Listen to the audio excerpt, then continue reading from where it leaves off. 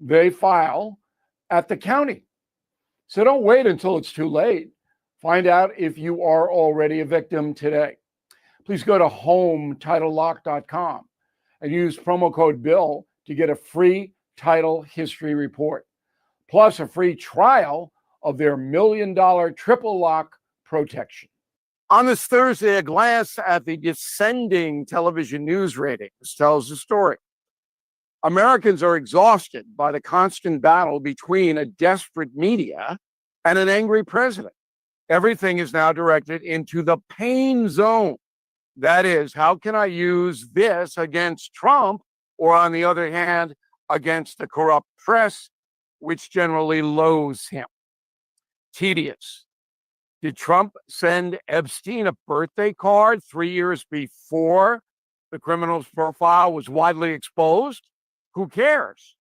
Well, the press does, because the scenario might damage the president. What other reason would there be to obsess over this?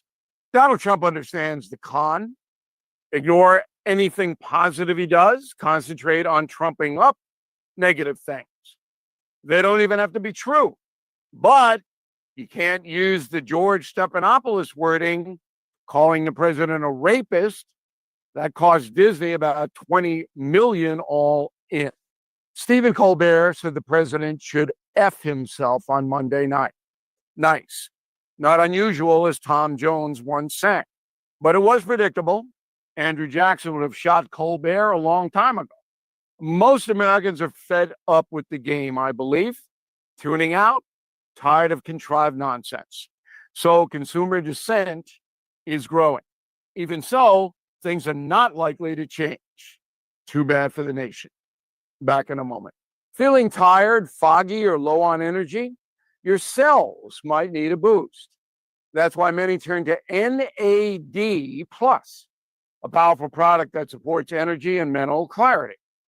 All Family Pharmacy offers fast shipping, no insurance needed, with more than 200 medications available. Choose what you need, and they'll take care of the rest. Go to allfamilypharmacy, one word, .com/Bill. Use code BILL10 to save 10% today.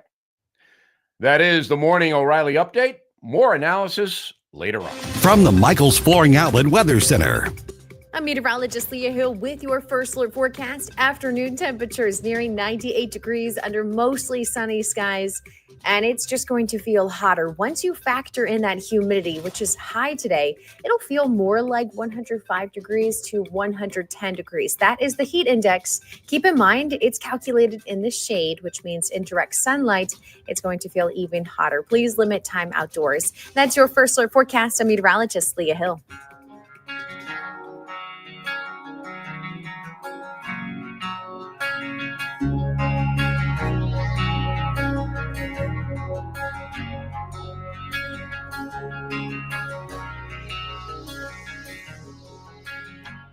What's happening today? Here's your first dose of the news you need to know. This is Mike Ferguson in the morning on News Talk STL.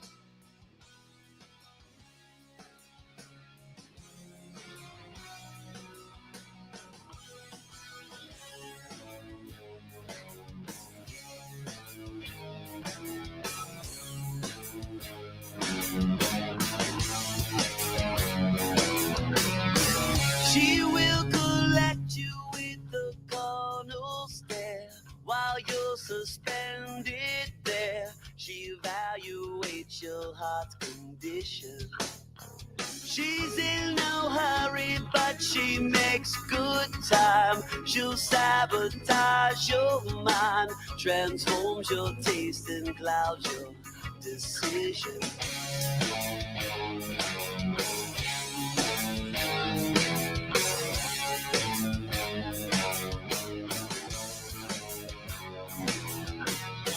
She'll sympathize and clear a path through the maze in a pathetic This is the best of Mike Ferguson in the morning on News Talk STL.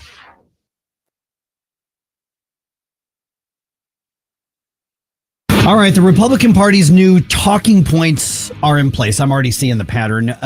Will conservatives buy into them? If Stell were here, he would be pointing out the Uniparty. Yes. So will conservatives buy into them? And then also here, the left in Missouri loves ballot measures until they might lose one. In that case, they don't want you to vote on stuff. Never. We've got a little better picture of how our government wants to approach artificial intelligence. So here's the question. How is that going to affect your life, your business, your kids' school, all of those things? We're going to get into that in a little more depth right around 6:35 with the experts from NetChoice. Hey, good morning. Mike Ferguson here. Thanks for making News Talk STL part of this Thursday morning. A lot going on, especially in the state of Missouri. Obviously, the state Supreme Court made a ruling regarding the taxes on cannabis and marijuana, but it's really not just about that. It's also about the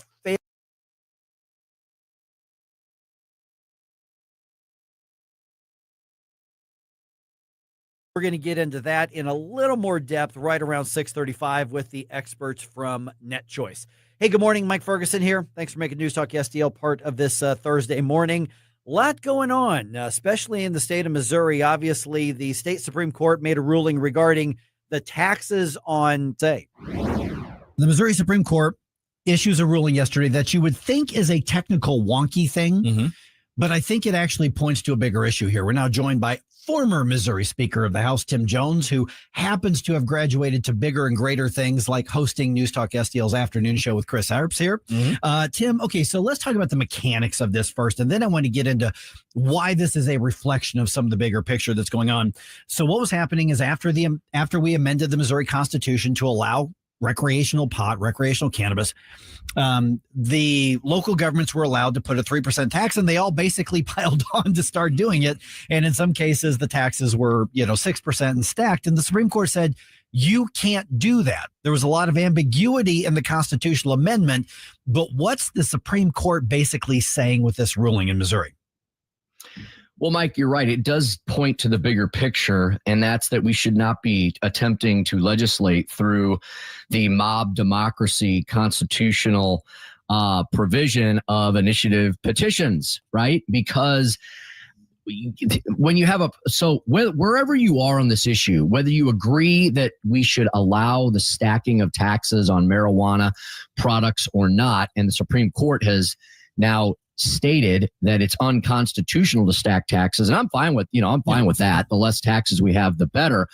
But that belies the point, which is that look how torturous this was to deal with this. It had to go all the way through the entire court process, and all the court has done was address maybe just one of the flaws in the 60-page petition that no one read except industry experts when Missourians voted in the wide use of marijuana. And to prove my point that this is not really a marijuana thing, there was many people in the pro-marijuana world that were adamantly opposed to this because they knew that there would be issues like this that would come down the pike, and they would not be able to be addressed directly by the legislature. You have to go through a torturous judicial proceeding.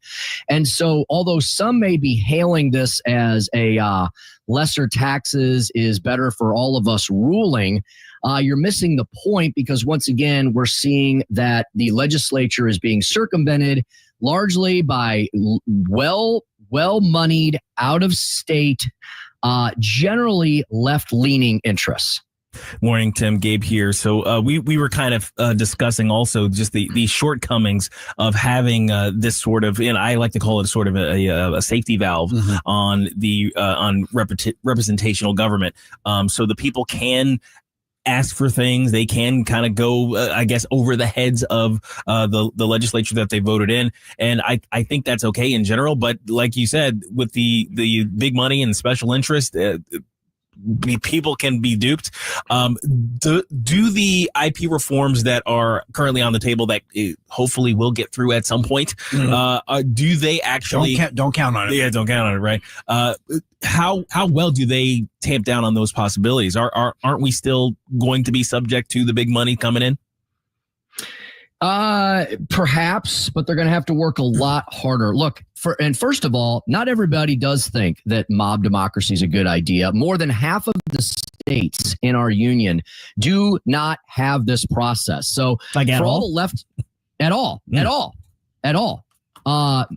If they have it, they only allow it through the legislature. Right. As it should be, right? Because we have a constitutional representative republic, not a mob rule, fad rule, whatever is the happy subject of the day kind of rule nation. And so why this was put in the Missouri Constitution in the first place, I don't know. I don't understand. Missouri tends to be generally representative democracy on just about everything else.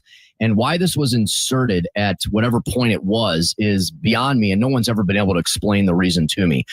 I guess I guess like you said, Gabe, it was supposed to be only in urgent circumstances, which means shouldn't the threshold be higher? If this was something that was supposed to be an issue where the people could make a decision on something that was really, really, really, really vitally important to Missouri, and there was no way that the legislature was ever going to deal with it, ultra popular with the people, our current provision allows 51, right? Well, 50% plus 1 equals the fad of the day. There was probably an assumption of a consensus, when it comes to this initiative petition referendum process. 50% plus 1 is not a consensus by any stretch of the imagination. And 50% plus 1, though, is something that professionals in the establishment can say, 50% plus 1 of a vote costs this much money. We can buy part of our state constitution, which is really what we're seeing right now. So is there a balance to say we can have that check and balance of the people directly versus the representatives, but it's got to be higher than 50% plus 1? Or is it just a bad idea to have anything on a referendum process that's in theory citizen initiative petition driven? Well, I think it's just a bad idea, but I also live in reality, and I know that you're not going to be able to completely remove this from the Constitution, despite the fact that, as I pointed out, over half the states in the union do not have this process. So are over half the states in our country non-democratic, right? Do they defy the will of the people? I guess that would be the argument of the left. And there's blue states and there's red states that don't have this process. But okay, we do have this process. So to answer Gabe's question, yes, the provisions that are under consideration, they would maintain the mechanisms of the process. They would simply make it so only those provisions that I don't know if you want to go to a supermajority status, but more than the fad of the day, right? So many of the things that have been discussed have been the concurrent majority, right? So you would have to have 50% plus 1 plus 5 of 8 of the congressional districts pass it as well. So then you're not just being ruled by whatever the populist leftist choice of the day is in St. Louis and Kansas City.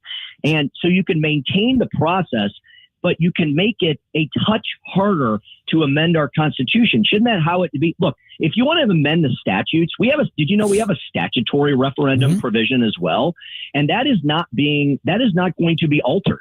And so if you want to amend the statutes, which whatever the flavor of the day issue is, then go for it. But shouldn't our Constitution be a bit more sacred of a document so we aren't shoving things like bingo and marijuana legalization and Medicaid expansion and the transing of kids into our Constitution, right? Mm-hmm. I mean, those things do not belong in it. So what you've done is you've created a process now where only big moneyed interests are able to basically dictate and guide the state, and they do it deceptively. That's the other thing. There's no provisions around whether or not the ballot summaries have to actually tell the truth or not. And so if you have enough tens of millions of dollars and you're willing to lie, cheat, steal, and deceive your way to a ballot proposition and cloak it in all kinds of ballot candy and tell people that really all they're voting for are more pink fluffy unicorns, then people are going to vote yes every single time. And I'm sorry, I will bet whatever you want to throw on the table that most of the Missourians who voted for the marijuana proposition did not read the 68 plus page single space type front and back actual proposition. And to my point, big marijuana pushed this, but what we would call as little marijuana, the little mom and pop shops, they were adamantly opposed to it. And again, a final analogy here. Explain to me why every single election cycle, a supermajority of Missourians have now elected representatives and senators that say no abortion, anytime, anywhere, anyhow, and definitely no transing of kids.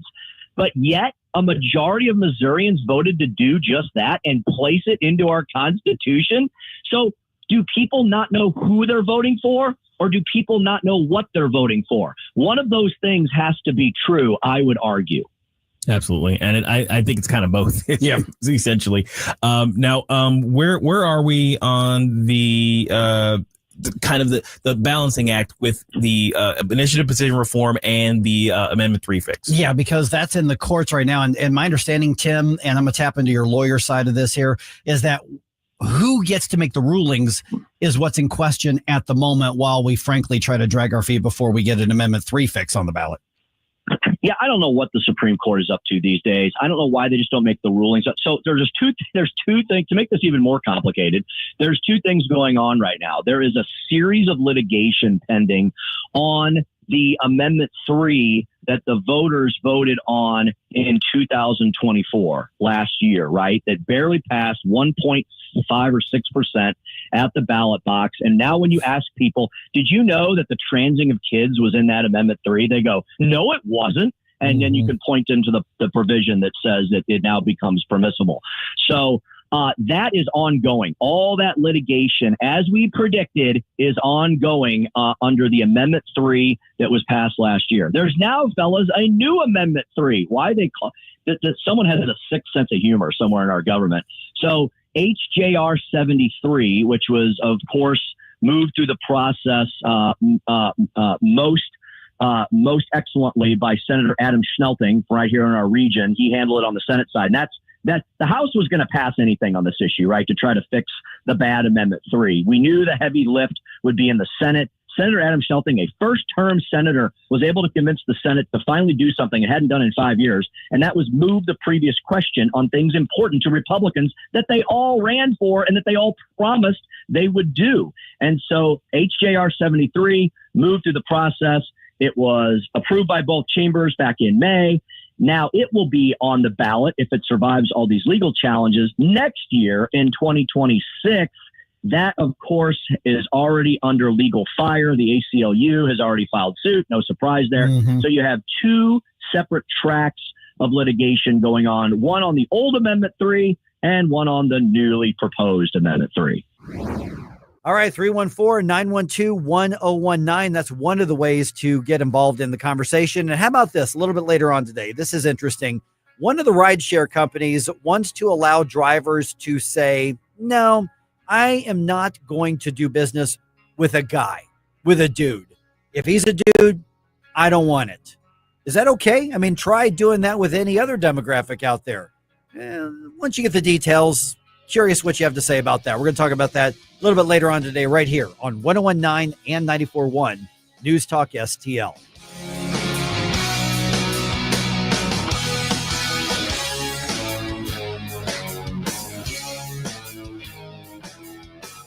So many ways to listen to News Talk STL. Join the conversation. All you have to do is say, Hey Alexa, play News Talk STL. Welcome to News Talk STL, conservative talk radio for St. Louis. Mike Ferguson here. Retirement should be a time you can relax. No more stress from work. But there's one thing you can't forget about when retiring. That's your money. Do you have enough saved to fund your income for life and keep up with inflation? How will you claim your Social Security benefits? And what about long-term care? The ClearPath Wealth Management Group at Stifel is here to help answer all of these questions. You can hear their latest views on the markets and investing during On the Money, hosted by Stifel financial advisors Bob Stockdale and Eric Robert, every Saturday morning at 9, right here on News Talk STL. They can help you get organized, guide you through critical retirement decisions, and create an investment portfolio designed around your needs. To schedule your free retirement plan consultation, go to clearpathinvesting.com. That's clearpathinvesting.com. Or call 636-695-2650, 636-695-2650. Stifel Nicholas and Company Incorporated, member SIPC and NYSE. Is diabetes keeping you from enjoying life's special moments? At US Med, we understand the challenges you face, and we're here to help. With US Med, I can finally manage my diabetes without it managing me. US Med offers a wide range of services to simplify your diabetes care. Personalized care plans, convenient access to cutting-edge diabetes tech, and knowledgeable support. Plus, we'll check your insurance so your diabetes care may be covered at little or no cost to you. With US Med, I feel confident and control of my diabetes. I can finally live my life to the fullest. Don't let diabetes hold you back. Choose US Med and experience better birthdays, better adventures, better anniversaries, and better everything. Call now. US Med. Better service, better care. 800-515-2380. 800-515-2380. 800-515-2380. That's 800-515-2380. Agree I think conservatives have it wrong. or disagree. I couldn't agree with you more. The conversation happens here. I agree with you on Trump. I'm shaking my head. I'm one of your liberal Democratic listeners, and I don't get why any of this even matters. Because your voice matters. Everybody told him he couldn't do it, and then he did do it. That's what you got to do. You got to play hardball. I want to hear what people think and be able to talk about it. 1019 and 94.1 News Talk STL.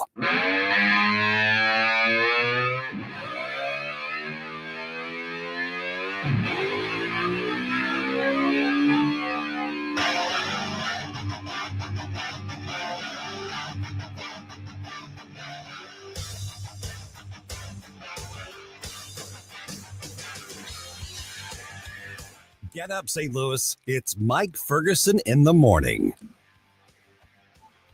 All right, as time rolls on, it is looking more and more like that Missouri special legislative session, the one they called just to give away money to the sports teams.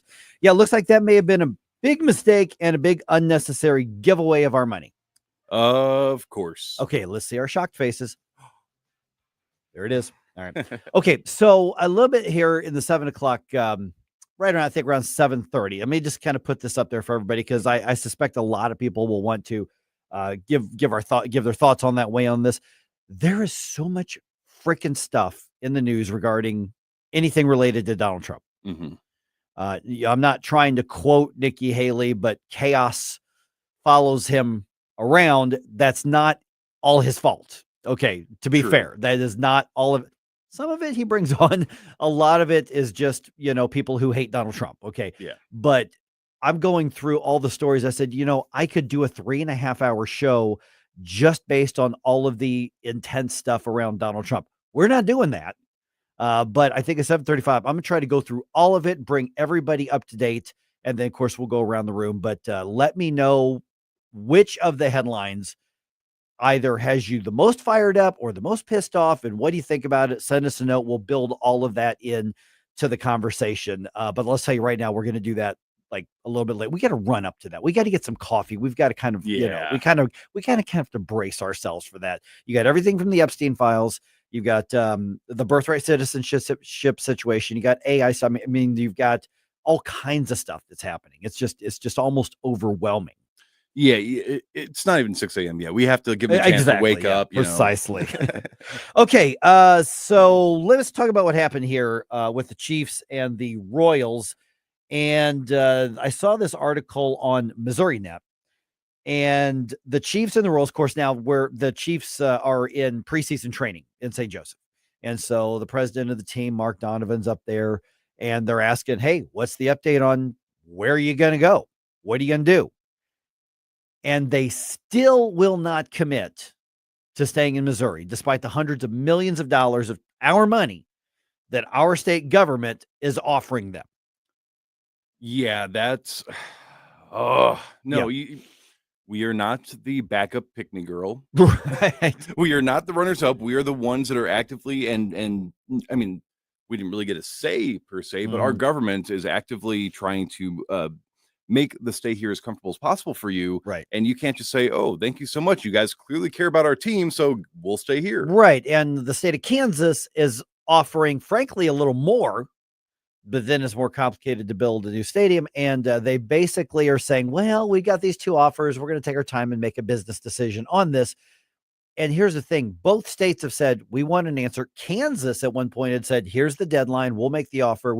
And the Kansas City Chiefs told Kansas, you're going to extend that. We'll tell you on our time. Basically, the Chiefs told the governor and the legislature, here's what you're going to do. You're going to come back in the special session. You're going to offer us all this money. And so they fell into line from a pro sports team owned by billionaires, did what they were told. And now the teams, the Chiefs are basically saying, okay, I'll let you know if that's good enough. That's essentially what they're doing right now. And the Royals have not really said much of anything, so they haven't given an answer either. You got to put them on a deadline. I mean, they were on deadlines, and they told, no, we're the billionaire sports team. You're just the representatives of all the people. We will tell you what to do. Yeah. And so because we've had reports of people that actually live in the Missouri side of Kansas City, saying that the people here are not thrilled about this either. So who out there really is going to be crying inconsolable tears if we just say, you know what, we've done everything we can. We extended the deadline. We made you an offer that are making people in Missouri mad. Either pick a pot and squat or accept our offer. I mean, that's really where you're at right now. All this is doing is losing them favor among us, and then also making us shake our fist at Governor Kehoe right now. That's right. Let's because there are lots of things Governor Kehoe is doing very well. I mean, he's doubling down on school choice. He's doing a lot of stuff very, very well. So 620, let's dig into this just a little bit more, because right now, all those Republicans who bucked the establishment and voted no on this, it wasn't enough of them, but the ones who did, they're looking pretty smart right now. They really are. Okay, coming up on 5:56. So we got 2 minutes left, right? Yes, sir. Okay, so I'm gonna have this in the news dump here in just a couple of minutes. You love the critters. Yeah, I love the critters. In Franklin County, critters need some help. Oh, okay. So the Franklin County Humane Society, which is a separate, independent nonprofit group down there, animal shelter, they're having trouble with their air conditioning. Ooh, and I don't know if anybody's noticed, it's freaking hot this week. Yeah. So part of their building has air conditioning. Part of their building does not have air conditioning. They are moving the doggos and the kittens into places that have the air conditioning. And they are asking for basically anybody to come help foster, even if it's 1 day at a time. So if you can't commit to keeping something for weeks or months, they're like, but can you take the pupper or the doggo today and go play with them and take them in your house or whatever? They're even looking for that. Yeah. So I would highly, anybody that has been considering possibly even getting a pet, fostering is a great way to get to learn the basics of handling pets. And a lot of these pets are not going to be crazy, you know, death row sort of inmates. They're just animals that need love. So anybody that can help out, please help out. And they've reduced the adoption fees for the dogs. According to their website, I was looking just a little bit ago. They are reducing it to $50. Okay. Which is next to nothing. Yeah. Exactly. So hopefully they'll get the air conditioning figured out in the next day or two. But at one point, like one of the news articles I read on it, they're like, yeah, we've got some of the cats hanging out in like the bathtub, because that's where the air conditioning is. So they're trying to do that, and they hope to get that back up and running soon. But in the meantime, you got the day off. You want to play with a pupper?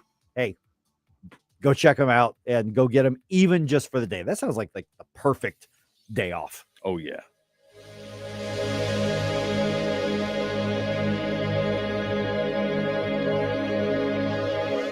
Hey, Jamie Allman here with my common sense brother, Rob Very, owner of STL Bath and Renovation. And let me tell you something, your home is your castle, but so is your bathroom. Rob, how can you make it beautiful? Jamie, if you're tired of cleaning, you love the tile, but you hate the grout, we can give you man-made or natural stone in your bathroom for your floors and walls, but no grout. Easy to maintain. And beautiful. All kinds of selections as well. More than you can count. STLBR.com, St. Louis Bath and Renovation, STLBR.com. Thanks, Rob. Thanks, Jamie. Hey, if you're 50 or older, you do not want to take any risk with your money.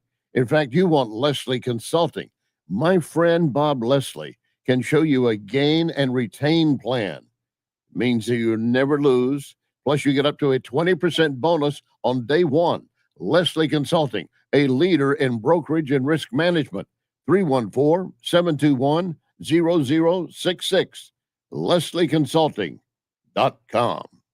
Who needs a vacation? Are you ready for an unforgettable getaway? Start packing your bags because Branson, Missouri, the vacation and entertainment capital of the U.S., is calling your name. For just $99 per person, here's what you get. A full 3-day, 2-night stay in a luxury resort hotel, a delicious full breakfast buffet every morning you're here, and when you call right now, free show tickets worth up to $100. That's right, free show tickets to an award-winning show on us. You don't have to leave the country for an amazing vacation. You can drive or fly to Branson and have an incredible time. Whether you bring in the whole family or just planning a romantic escape, this trip is built for you. We guarantee you'll love Branson. This is not a timeshare. It's just an unbeatable vacation deal for only $99 per person. You book now, you can use your tickets anytime this year. You don't even need to know your travel dates to lock in the special price. Hurry, because this offer won't last long. Call our Branson vacation experts today. 800-547-5331. 800-547-5331. 800-547-5331. That's 800-547-5331. KLGY HD3 Clay, K270BW Belfast, KNBS Bowling Green. This is News Talk STL at 1019, 94.1, and always streaming at NewsTalkSTL.com. News this hour from townhall.com. I'm Rich Thomason. The Trump administration is pursuing the origins of the Russia collusion hoax, and some high-ranking Obama administration officials, even the former president himself, are the target of some serious allegations. Director of National Intelligence Tulsi Gabbard Wednesday released a previously classified House report, her second such disclosure after accusing the intelligence community of a, quote, treasonous conspiracy in its review of foreign influence in the 2016 election. President Obama directed an intelligence community assessment to be created to further this contrived false narrative. The report, a 2020 product from the House Intelligence Committee, casts doubt on Russian President Vladimir Putin's interest in the 2016 election and his desire to aid President Trump in the contest. Bernie Bennett, Washington. And former President Obama's office calls the allegations against Mr. Obama bizarre, ridiculous, and a weak attempt at distraction. Recent federal appeals court ruling opens the door to private contractors overseeing federal illegal immigration detention centers. Judges issued a 2-1 ruling to overturn the New Jersey ban, which means CoreCivic can continue operating the state's Elizabeth Detention Center. CoreCivic is facing a similar battle in Kansas after the company was blocked from housing illegal immigrants in ICE custody. The ruling comes as the Trump administration seeks to crack down on illegal immigration, and some have suggested privatizing federal immigration detentions will help increase the speed of removals. Tasha Stevens reporting. An appeals court has ruled President Trump's attempt to end birthright citizenship unconstitutional. 49 passengers, 6 crew members on board a plane that crashed and burned in eastern Russia today near the border with China. No relief yet for parts of the South and the Midwest. People there suffering through a deadly heat wave. On Wall Street, Dow futures down 187 points. More on these stories at townhall.com.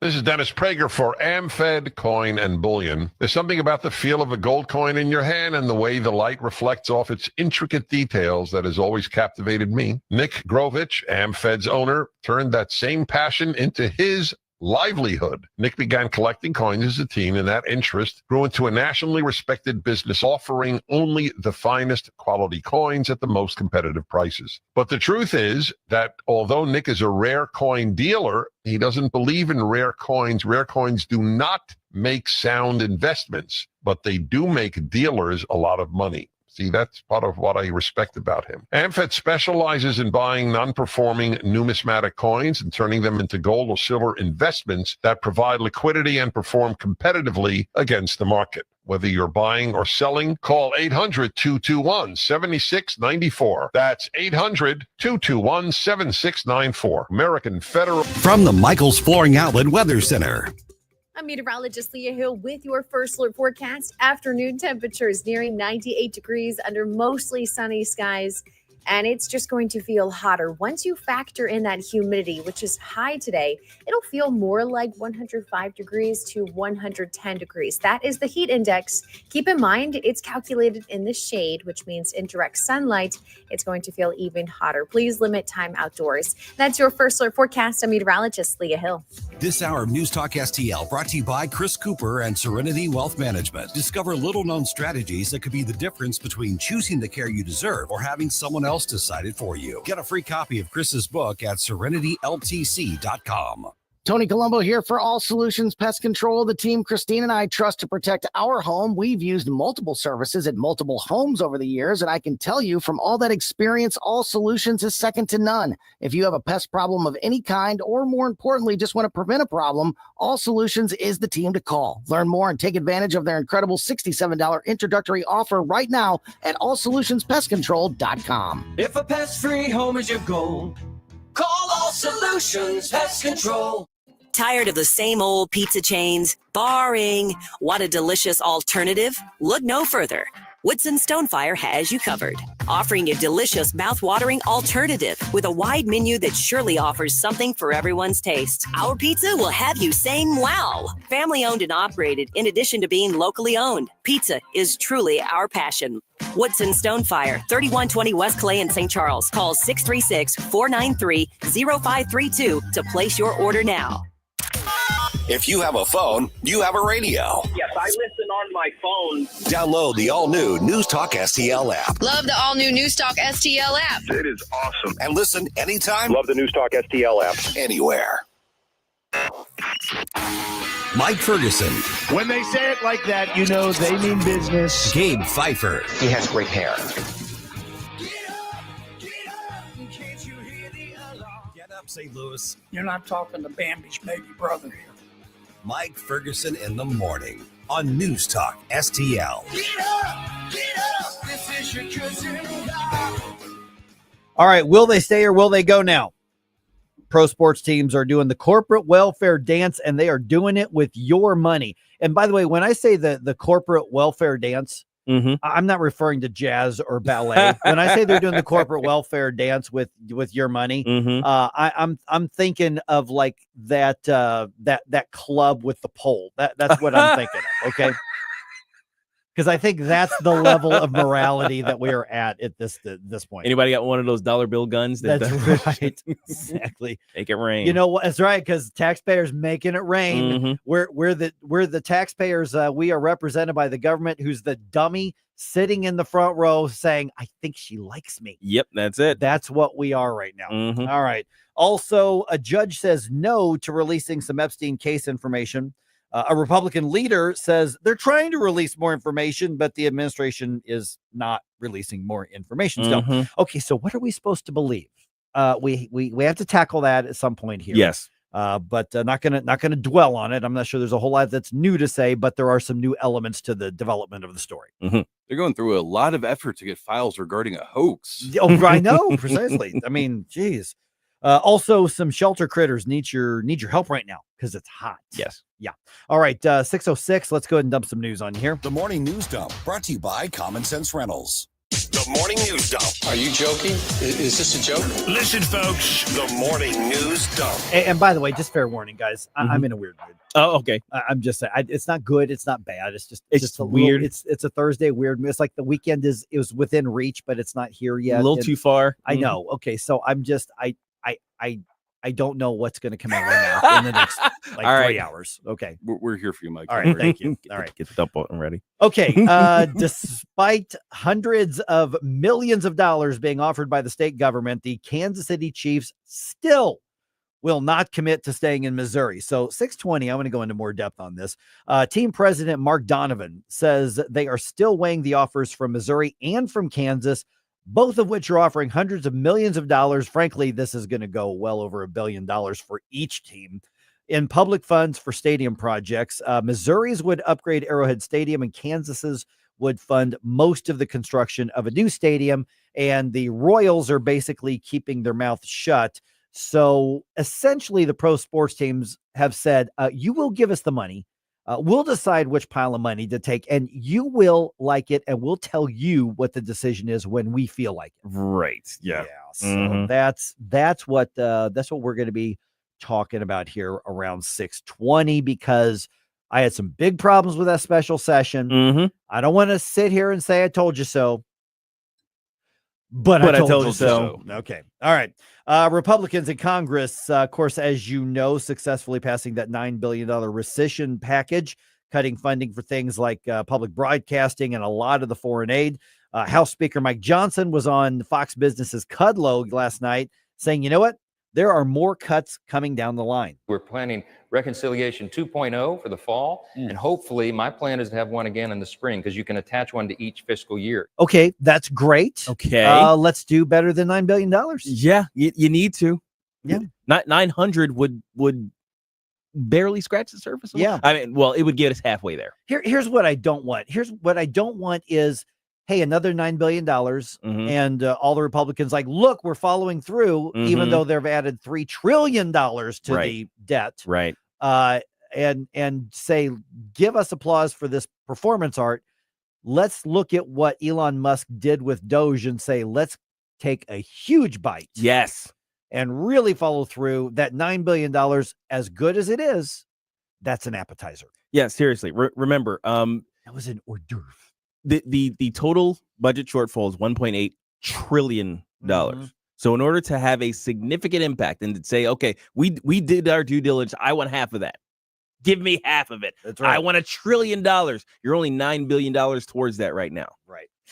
You're going to need to step it up with these next couple of reconciliation bills. Not that I don't appreciate the $9 billion. Yeah, $9 billion is better than nothing, but look at that as a momentum builder. Right. Show me you're serious about this, because I think there was a lot of pressure.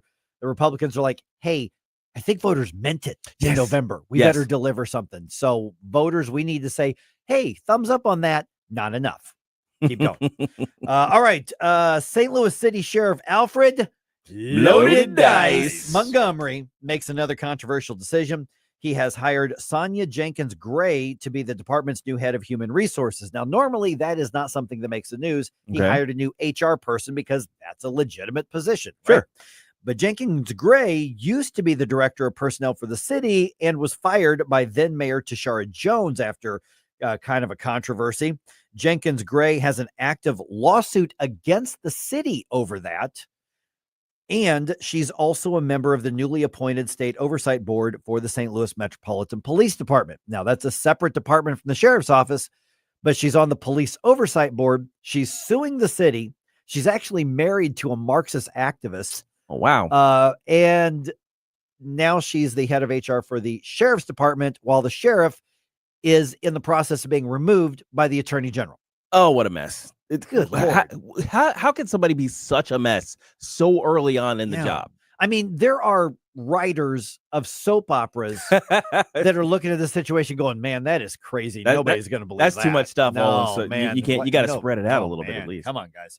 All right. National Intelligence Director Tulsi Gabbard announcing the release of new documents in the investigation into the Obama administration's intelligence leaders who accused then presidential candidate Donald Trump of colluding with Russia to win the 2016 election. You remember Russia, the Russia collusion hoax. Gabbard was on Fox's Jesse Waters Primetime, and she says Washington wanted to keep the then President Trump out of power right from the start.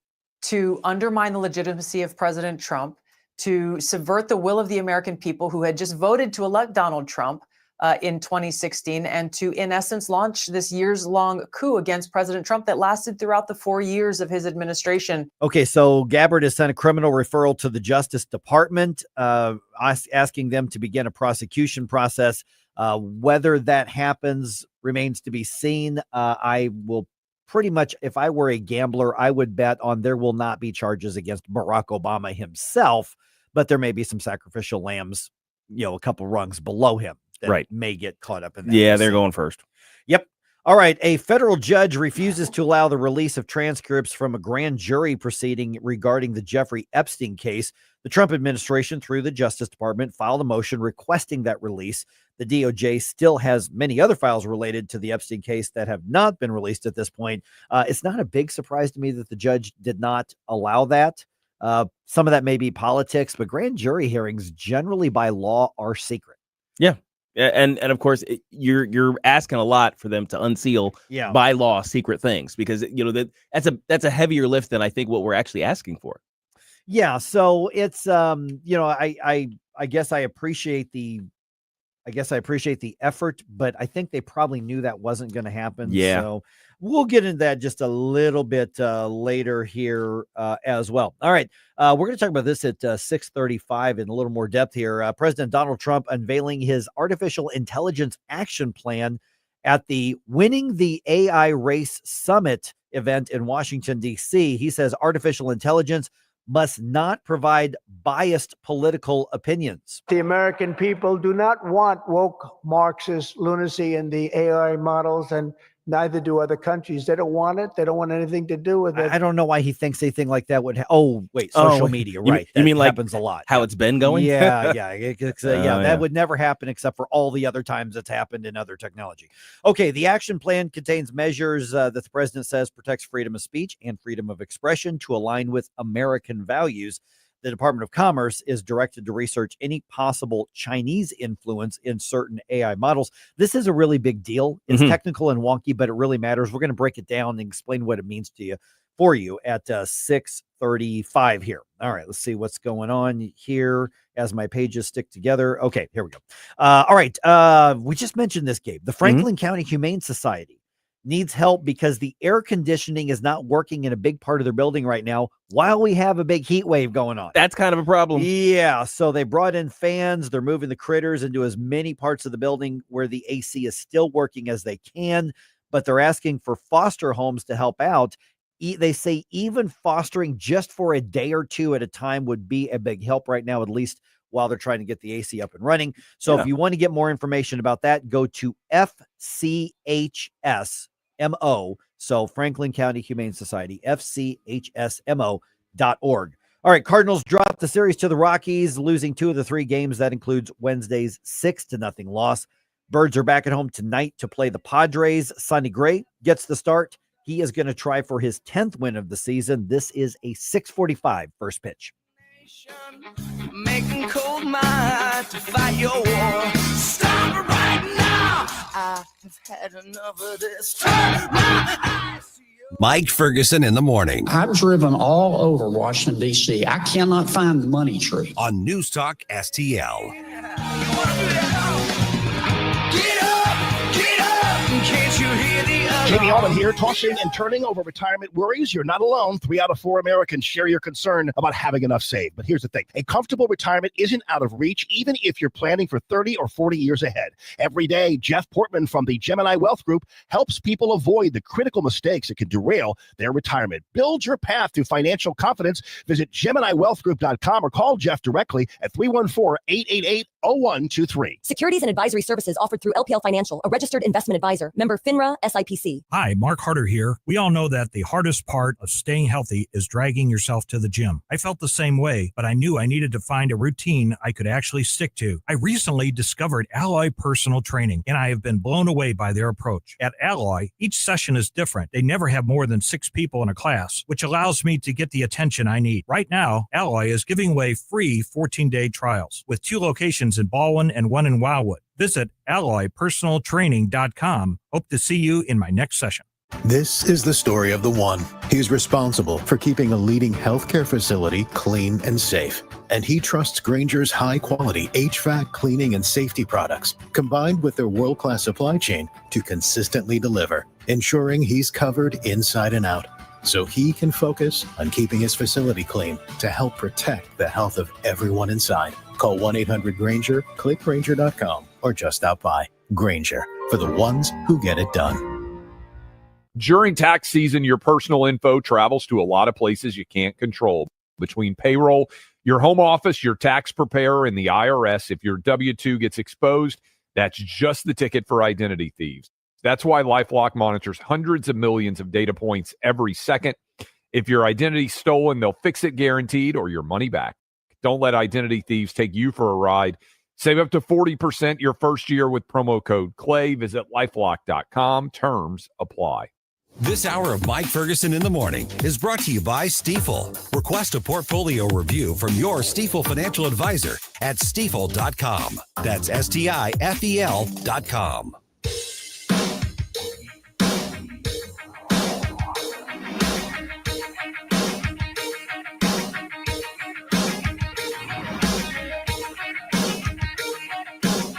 Hey, this is Vince Colonnese. I'll talk to you tonight at 8. But now back to the Mike Ferguson in the Morning Show on News Talk STL.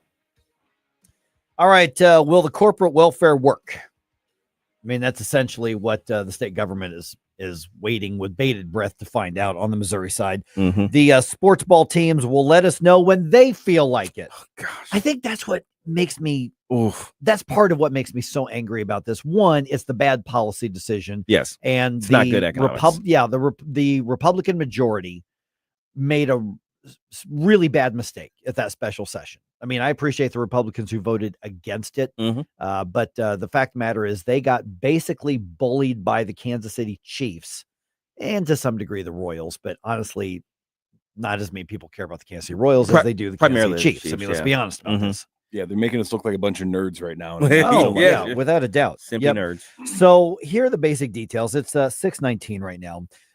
And I saw the article on Missouri Net. It was actually written by a radio reporter up in St. Joseph because that's where the Chiefs are doing their preseason training, as they always do in St. Joseph. And so they managed to talk to the Chiefs team president, Mark Donovan. And they said, hey, what's the answer on this decision? You staying in Kansas City or you going over to Kansas? What's going on? And Mark Donovan said, well, we're still pouring over the details. We're still making a business decision. We're humbled by the commitment from both sides of the state line. You're not humbled at squat, dude. Humbled. Listen, if you're still an NFL fan, and I get it. I was a big football fan for a really, really, really long time. Until they went all woke and left wing. And then I'm like, you know what? I'm walking away from my beloved Steelers and the NFL. And I haven't looked back. And you know what I found? I found that I could live just fine without football. And then of course the Battlehawks come into town and I'm all about them.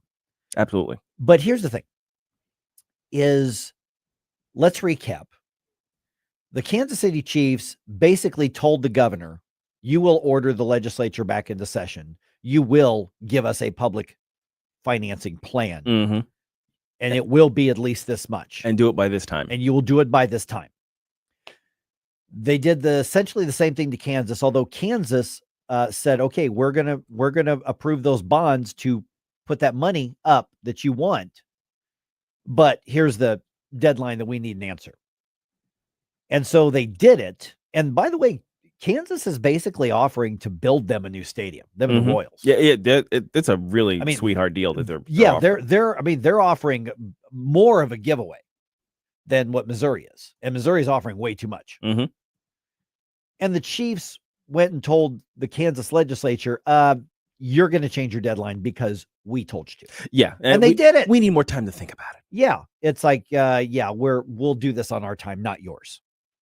And between the two states, you've got billions of dollars of taxpayers' money being offered up by the government. Not us, because the one time that the people were asked to vote on this, and it was in Kansas City, in Jackson County, they said no. Yeah, we'll pass on the new tax. Yeah, bye, Felicia. That's what I say. Yep. I say, don't let the door hit you on the way out, or do. I don't care. It's your butt, not mine.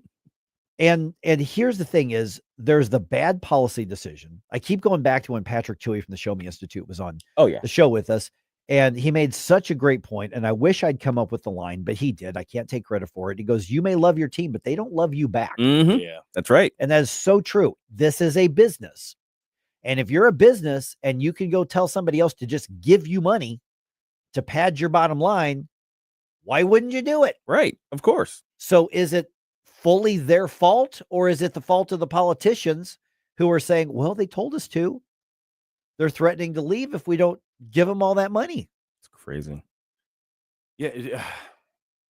I agree entirely that I don't necessarily blame them in the sense the teams from a business perspective, because I'm sure anybody in that situation that has maybe not the people, but two different jurisdictions offering them goodies and incentives just to relocate what they already have. But at the same time, we didn't vote for our representatives to behave this way. Exactly. It was supposed to be the opposite. So. And there are a lot of the Republicans who voted against this who are looking really smart right now. Yeah. The Freedom Caucus is looking pretty smart right now. Yeah. They are once again saying, we were right. We told you so. You know that meme of like the Indian guy in the stands? He just got his hands on his Yeah, hip, and he's just looking. It's like, really? Like, that's what I feel like the Freedom Caucus is looking at the rest of the legislature. This is almost advanced glance level. It's advanced glance yeah, moment. Yes. It is. But I saw, for instance, on social media a couple weeks ago when this sort of thing was sort of percolating, State Representative Phil Olerking, who's been on the show a number of times, and he just said, I feel much better about my no vote on this. Yeah, you should, Phil. Oh, yeah. You were right when you said no on this. And there's the bad policy, like I said, and now there's the arrogance of the team saying, this is all on our terms and our timeline. We've got a business decision to make, and we'll tell you hundreds of millions, billions of dollars of our money, and you're going to still tell us how it's going to be.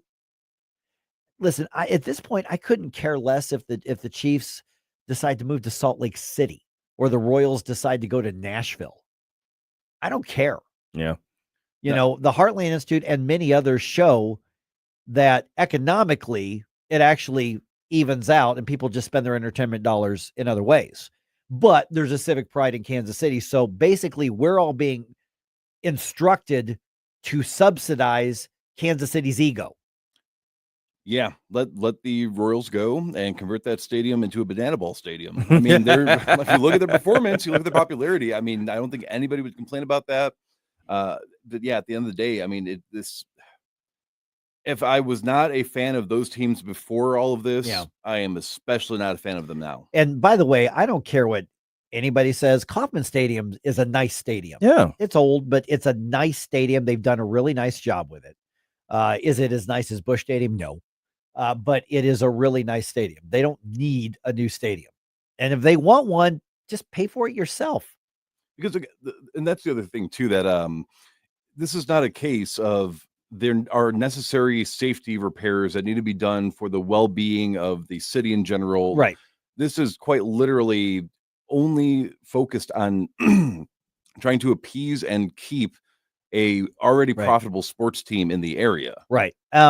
When the Rams left St. Louis, did the city collapse? No. Is the city in bad shape? Yes. Is that because the Rams left? No. The Rams leaving was probably more symptomatic of the market in the city than it was anything else. And of course, Kroenke being an absolutely horrible human being, right?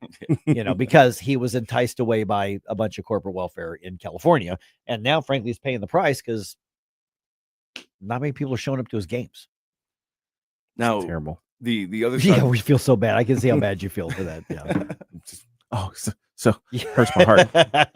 I can hear that small violin over there. But so it sounds like right now, though, that there is at least a pledge to follow through on our government's end to follow up with the funding of it, but it does not sound like it's gone through yet. So is there any hope that we could write some letters or do anything like that? Or do we think... here's what it would take. Okay.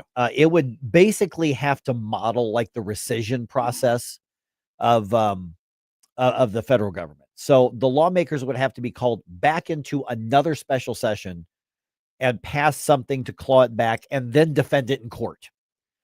I don't know if they're not going to do that, because to do that, basically every Republican who supported it would have to admit they're wrong. Right. And they're not going to do that. No. Honestly, as bad as it sounds right now, it seems to me that the best thing for Missouri taxpayers is for the Chiefs to go, no, thanks, we're going to Kansas. Yeah, at this point. I mean, because at that point, then, you know what? We're not on the hook for hundreds of million or billion dollars. Yes. And they become Kansas's problem. Right. And it's not as though they're going so far that it's if you really wanted to go to the game, you can't.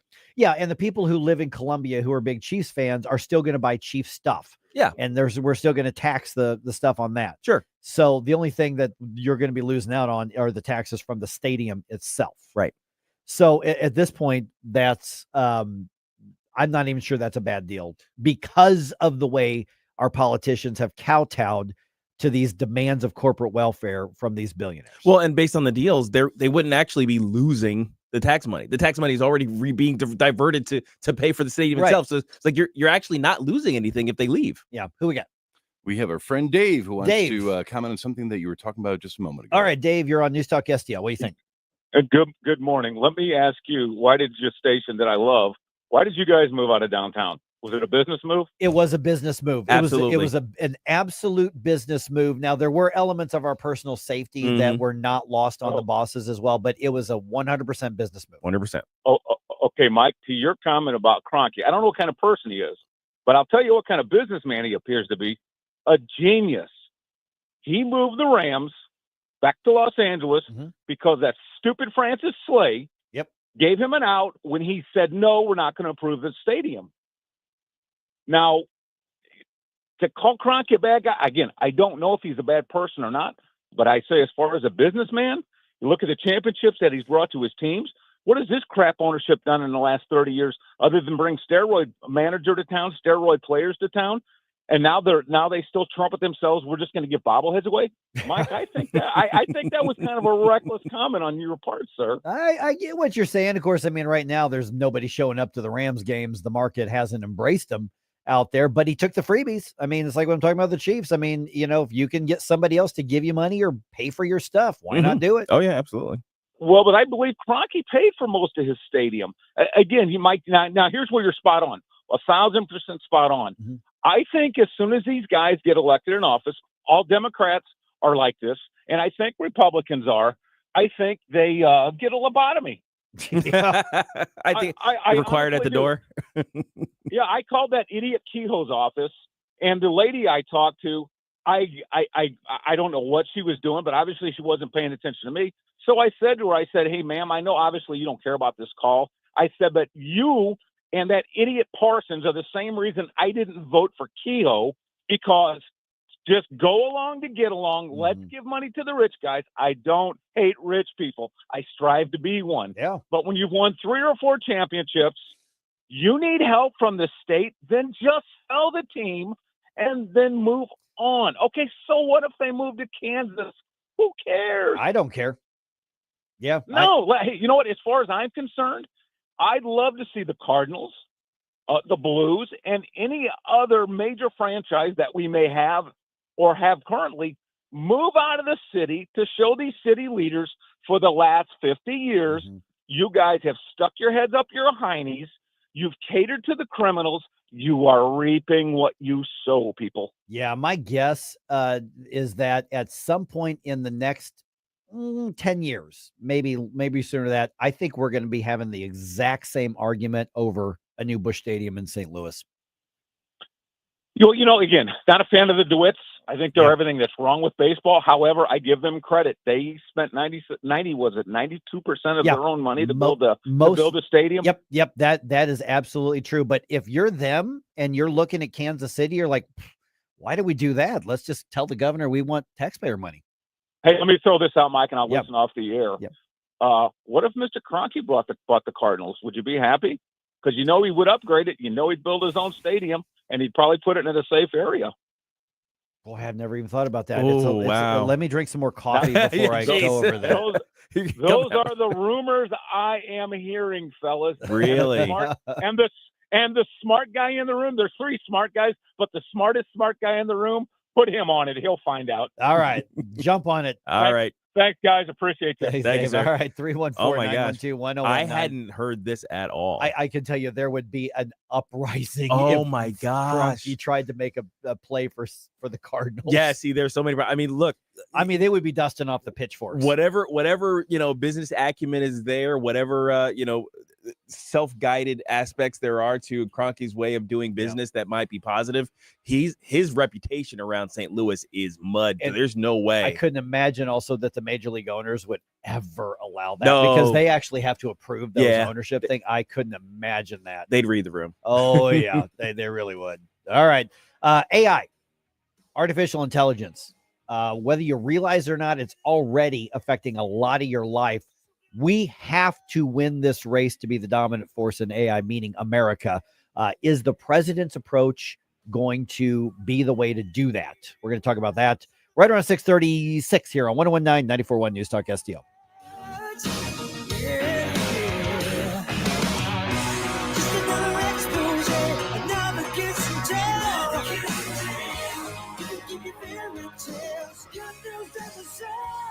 From the Michaels Flooring Outlet Weather Center. I'm meteorologist Leah Hill with your first alert forecast. Afternoon temperatures nearing 98 degrees under mostly sunny skies.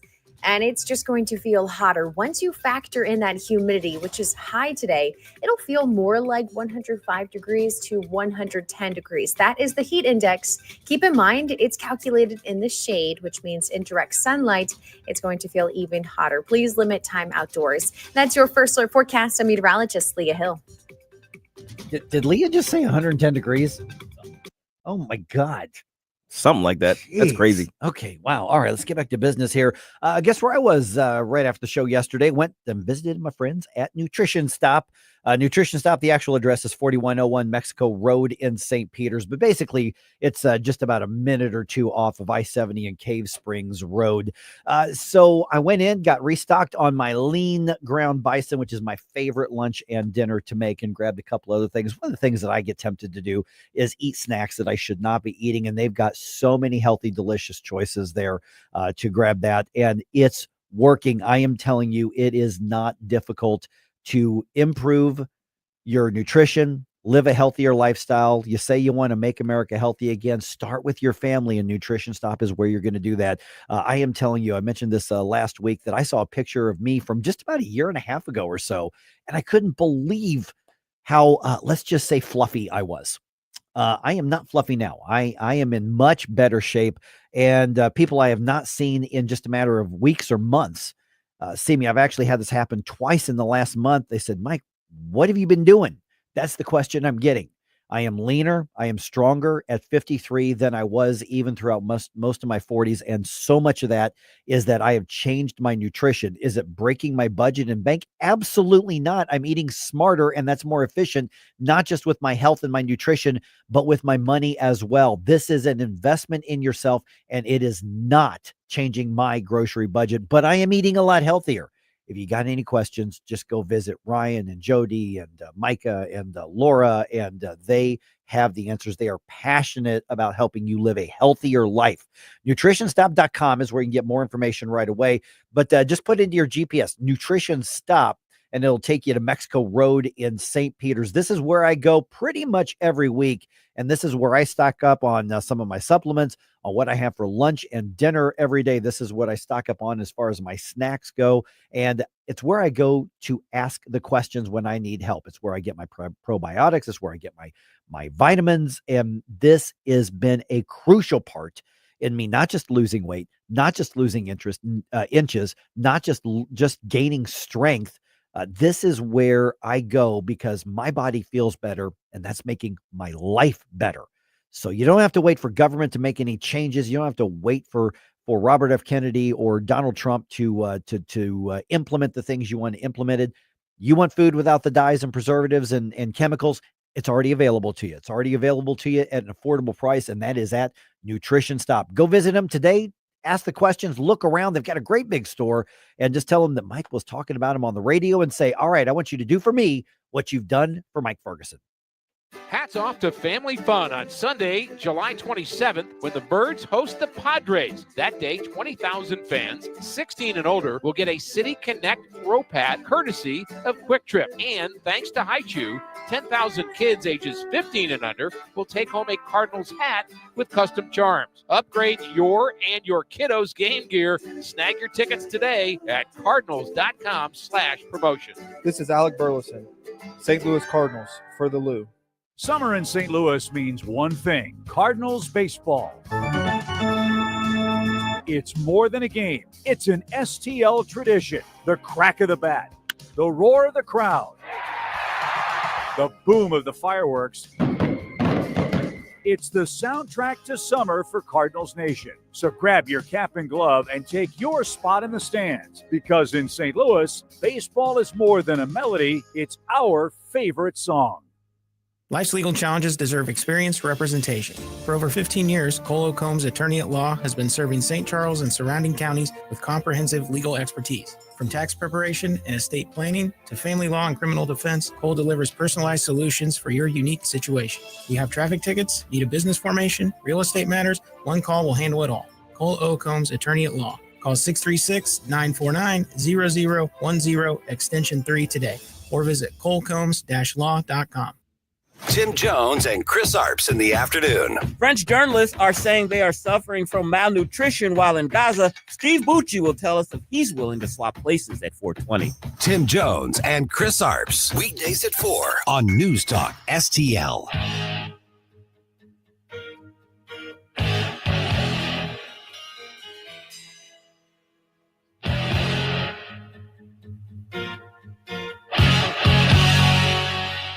Good morning, Missouri. It's your boy, Joe Pags. I'll talk to you tonight at 10. But right now, let's get back to Mike Ferguson in the morning. All right. Is the Trump administration building the right plan for artificial intelligence? It's not just about technology. It is about commerce. It's about economy. It's about national security. It's about education. It's about all sorts of different things. We're going to visit with Patrick Hedger from NetChoice here in just a second on that. It is 6:39 right now. And like I said, we are joined by Patrick Hedger from NetChoice. And Patrick, let me set the stage for this. There's a big meeting going on right now in Washington, D.C. regarding artificial intelligence, and President Donald Trump unveiling his AI action plan at the Winning the AI Race Summit. And one of the things that he was connecting was AI and development with the issue of national security. Here's part of what he had to say. We will maintain necessary protections for our national security, but we will never forget that the greatest threat of all is to forfeit the race and force our partners into rival technology. Patrick, let's start right there because I want to get into the foundations of the AI plan that he announced yesterday. But let's start with, okay, we know that AI is we don't even know how massive it's going to be. We don't even know what we don't know yet about that. It's in such an infantile stage right now. But why is it so important for the United States to be the driving factor on this? Why isn't this something that says, hey, if we've got, other countries developing theirs, we develop ours. It's just a competition. It's an international free market. Let it go. Why is it so crucial that we're in the driver's seat? Yeah, it's so crucial because that international market really doesn't exist. Because if you think about like the three global poles, if you will, economically, it's the United States, Europe, and China. Europe has regulated its tech sector effectively out of existence. So you've got two choices left. You've got a global internet and a global AI infrastructure run by either United States companies or the Chinese Communist Party. So there's your choice. And that's why we have to get it right, because our allies are not coming to the rescue on this one. We need a global AI infrastructure that is built and run on American hardware and American software to preserve really the world as we know it. We don't want an internet and an AI world that's controlled by the Chinese Communist Party. And this is really a true general purpose technology. AI is something akin to electricity, in my opinion, in terms of its potential to impact literally every sector we can think of.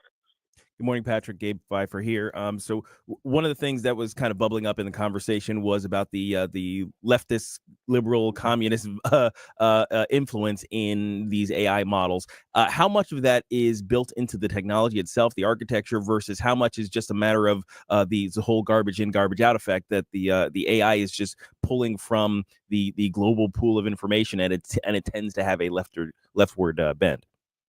Yeah, it's more of the latter, and I think that's why what the Trump administration's approach is so the big benefit of it is letting 1,000 flowers bloom. The best way to kind of account for any sort of issues within a model is to have better competing models. Ultimately, Americans are seekers of truth, and they need to be able to shop around and say, this model is producing better results for me versus this other one, and having companies be responsive to that kind of market pressure. So that's what I think is like the main way that the Trump administration is going to be able to combat that. Producer Jerome's chiming in now with Patrick Hedger. So one of the concerns that a lot of people that are growing among, especially the younger folks, is the idea of a technocracy, where AI is going to develop in such a way and be implemented by government in such a way that we're essentially going to be subservient to it. Is this a realistic concern, or is this just sci-fi worries? Yeah, I mean, there's a little sci-fi worryism there, but at the same time, I think they should be relieved in looking at the approach the Trump administration is taking compared to the Biden administration, because we've got AI venture capitalists that have said that during the Biden administration, they got brought into Washington and told stop investing. We're only going to have 2 or 3 companies that we control, and that's it. That's not what's happening under the Trump administration. They're saying again, we're going to let 1,000 flowers bloom here. We want as many different AI companies and investments as possible, all competing with one another. And the Trump administration's approach is, look, if the government can't help, we're going to get out of the way. And the only way you entrench sort of any kind of technocracy is with regulation. With regulatory moats being built and red tape that only the biggest companies can get around. That's not the approach the Trump administration is taking, and that's so important at the infancy of this technology. Another aspect of this seems that a lot of people kind of overlook is the power hungry nature of AI and how our infrastructure needs to keep up to the rapid growth of these huge data centers. What's the Trump administration doing about that? Yeah, so a huge pillar of this plan is not just about regulation around AI. It's about deregulating and expediting the ability to build power from all of the above resources, wherever it makes sense. And what's really exciting about AI is that, look, this power consumption issue existed prior to this AI revolution. Right? We talk about reshoring manufacturing. Lots of people are talking about putting electric cars on the grid. That's a huge strain on the grid. Prior to even talking about data centers and AI. But what's really been great about AI is that these companies, the trillion-dollar companies that are building these data centers, also have the means to say, look, we're going to push forward. We need nuclear energy. We need a renaissance in nuclear and new advanced types of energy.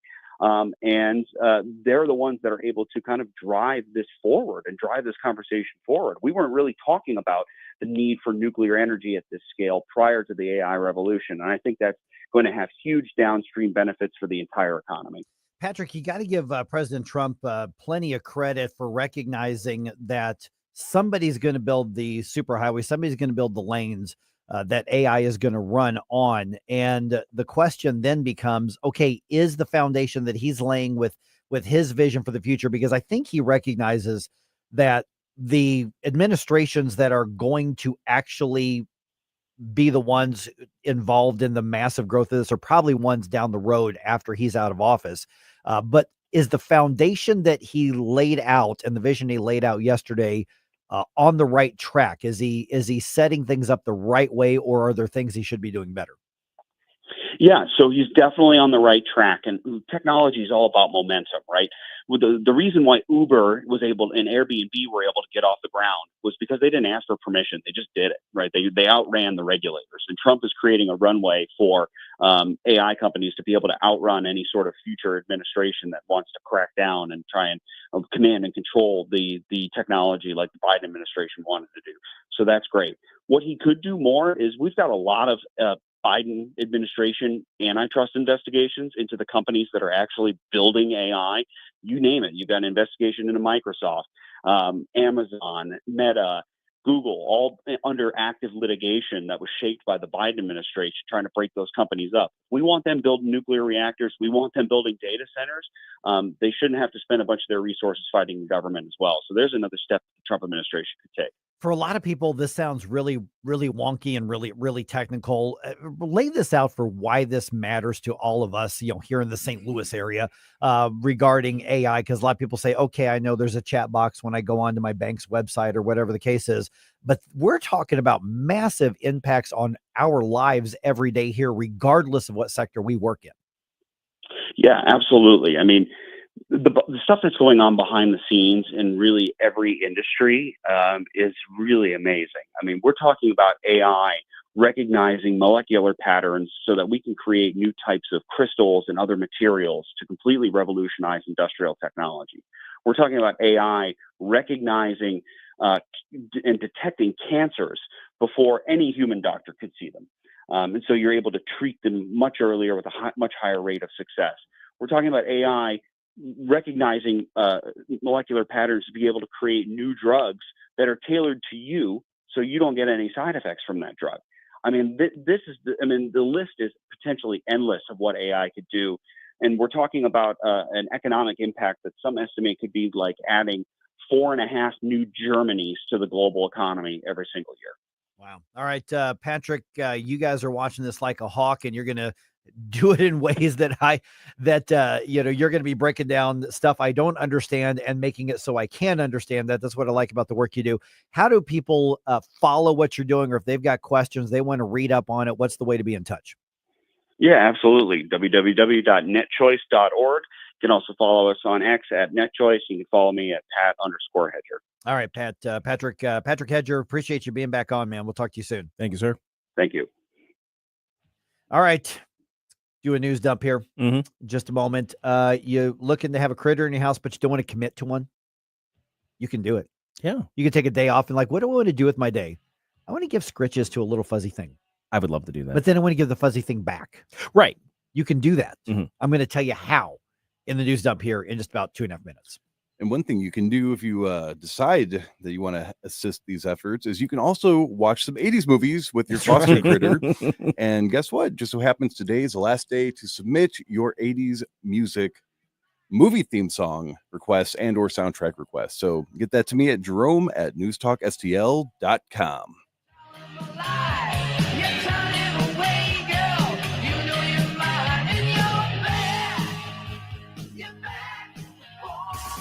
Taking my call. News, analysis, opinion. Radio news junkie. Love every bit about it. News Talk STL.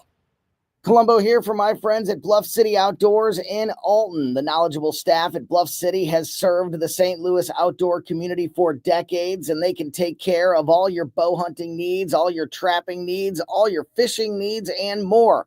Plus, while you're there, you can schedule a trip with a local fishing guide and shoot in their archery range. Bluff City Outdoors is open 7 days a week, 1 mile east of Fast Eddie's at 2813 East Broadway in Alton. Follow them on Facebook and at bluffcityoutdoors.com. Hey, News Talk STL listeners, this is Levi, CEO of Reach Reproductive Health. There was a huge gap left when the biggest pregnancy center in St. Louis had to close their doors right after Amendment 3. But by God's grace and power, Reach has been able to step into that space. We have acquired Thrive centers and are continuing operations in greater St. Louis. I have a request for you. Would you pray and consider getting to know Reach more? We are here to see babies saved and families transformed by the power of Christ. Get to know us on our Reach community website, outreachforlife.org. That's outreachforlife.org. Why leave your company's story to chance? In today's digital world, video content isn't just an option. It's essential for your success. At Blue Ocean Media Group, we've spent decades crafting compelling visual stories for businesses just like yours. From concept to completion, our award-winning team transforms your vision into powerful video content that connects with your audience and drives results. Don't trust your brand to amateurs. Partner with Blue Ocean Media Group. Visit blueoceanmediagroup.com today, and let's bring your story to life. This is Mark Harder with RE/MAX Results, the #1 RE/MAX franchise in the region. As a licensed real estate broker with RE/MAX Results for over 20 years, I've seen the ups and downs of many real estate markets, including the one we're in right now. With the spring market in full swing, now is the time to leap into the buying or selling of your home. Someday is not a day. Today is the day to make your move. Call me at 314-852-8933 or email me at markhardersells@gmail.com.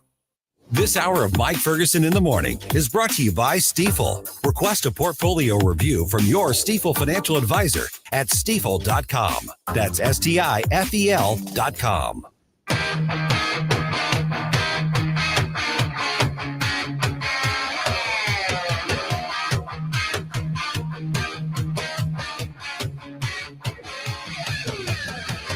Bill O'Reilly here. Check out the O'Reilly Update this afternoon at 3:45. Right now, it's back to Mike Ferguson in the morning on News Talk STL. All right, some pro sports teams on the other side of the state are doing a corporate welfare dance with our money. Maybe they'll take it, maybe they won't. We'll find out, but they're being pretty damn arrogant in the process. Also, a judge says no to releasing some Epstein case information. A Republican leader says they're trying to release more information, but the administration has information and they're not releasing it still. So what are we supposed to believe? Okay, we're going to get into that just a little bit here. And some shelter critters need your help right now because it is freaking hot out there. It is coming up on 6:53. Let's do a news dump. Successful dump. Wake up, America. It all worked out. They got all the news. The Morning News Dump. All right, despite hundreds of millions of dollars being offered, really we're talking about around $1 billion before it's all said and done. There's no way that if the Chiefs take the deal from Missouri, that it's going to stay at $700 or $800 million. It's going to go past $1 billion. So we're talking about a lot of money being offered by the state government, and the Kansas City Chiefs still will not commit to staying in Missouri after all of that. Team president Mark Donovan says they are still weighing the offers from Missouri and Kansas, both of which are offering hundreds of millions, really both of which we're talking about $1 billion offers in public funds for stadium projects. Missouri's would upgrade Arrowhead Stadium. Kansas's would fund most of the construction of the new stadium, basically would give them a new stadium. And despite deadlines and requests for answers, the Chiefs have basically said, we'll do this on our terms.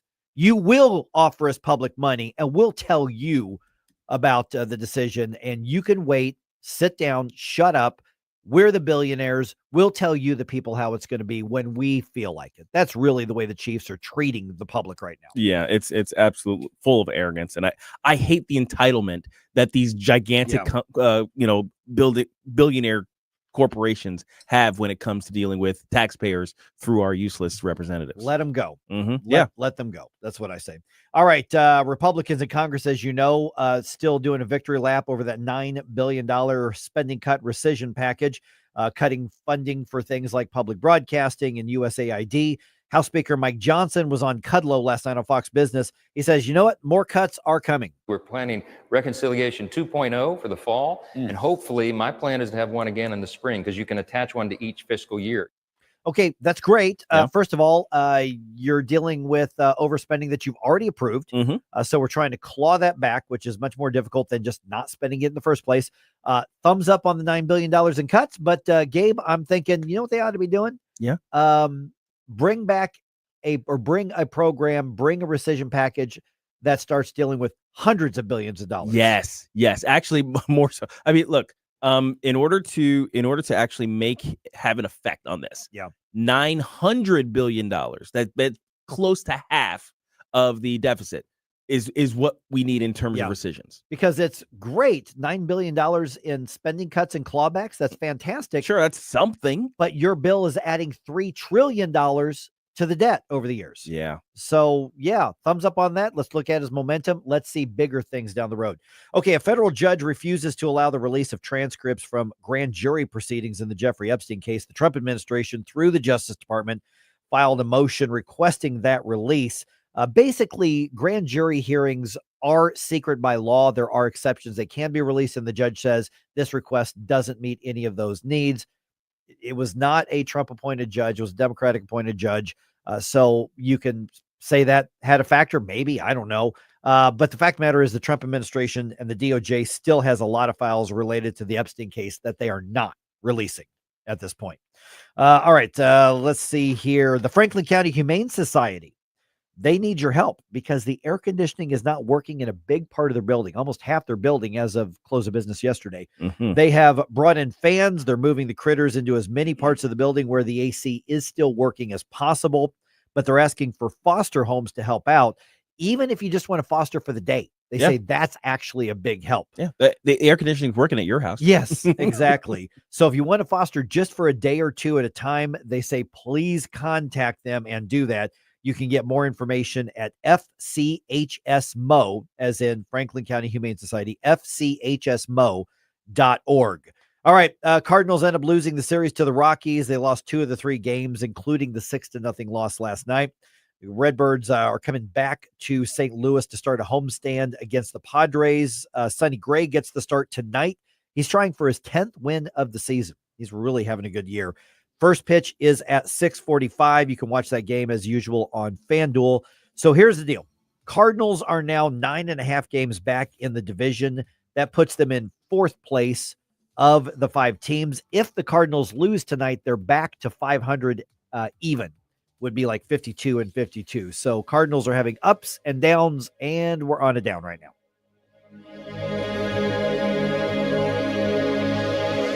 Getting new flooring can be exciting, or it can be a hassle. To make sure you have a great experience, use Michael's Flooring, like I did.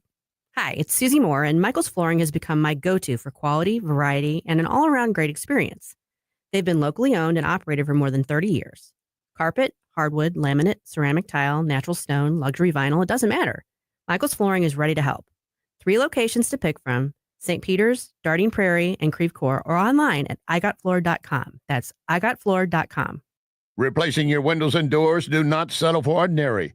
Go extraordinary. Renewal by Anderson, the full-service window and door replacement division of Anderson, a name trusted for more than 120 years.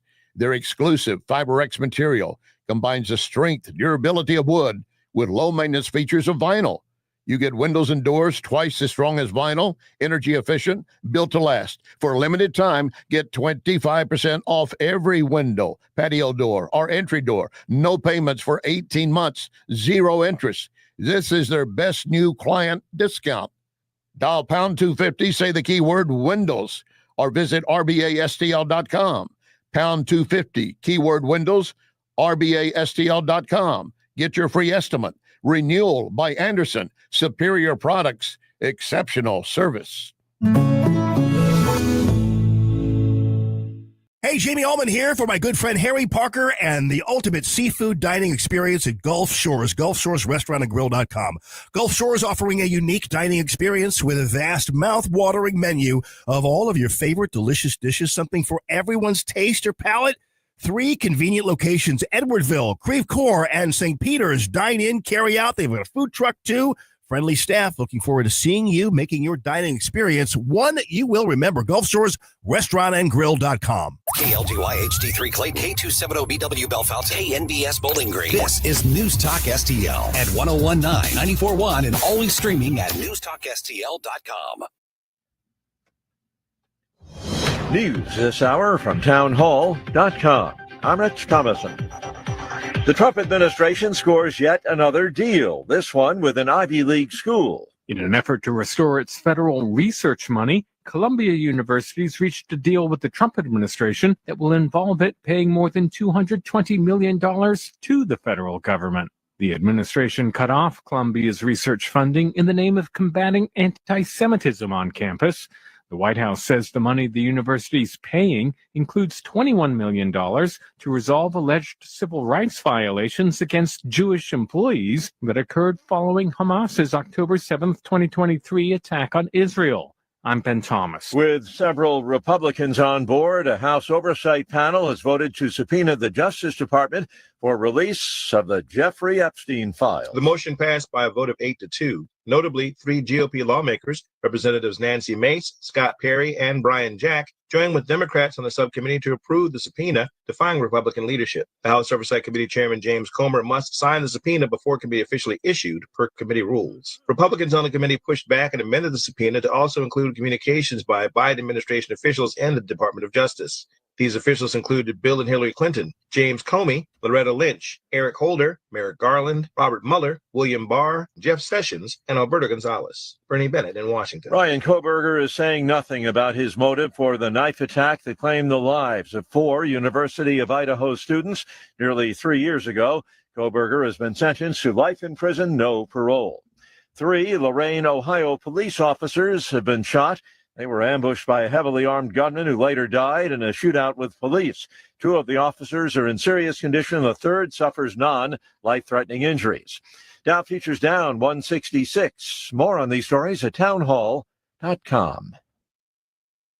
If you're living with pain, see how Relief Factor can help. My back got injured very bad. I was off work for about a year. I heard about Relief Factor from my wife. I took it every day, 3 times a day for 3 weeks. I looked at her and I said, the pain is gone. And she said, I'm glad it helped. I said, no, you don't understand. It's gone. Fight pain naturally with Relief Factor. Go to ReliefFactor.com and get your 3-week quick start today. Only $19.95. Lanny went to college and racked up huge debt. A little bit over $100,000.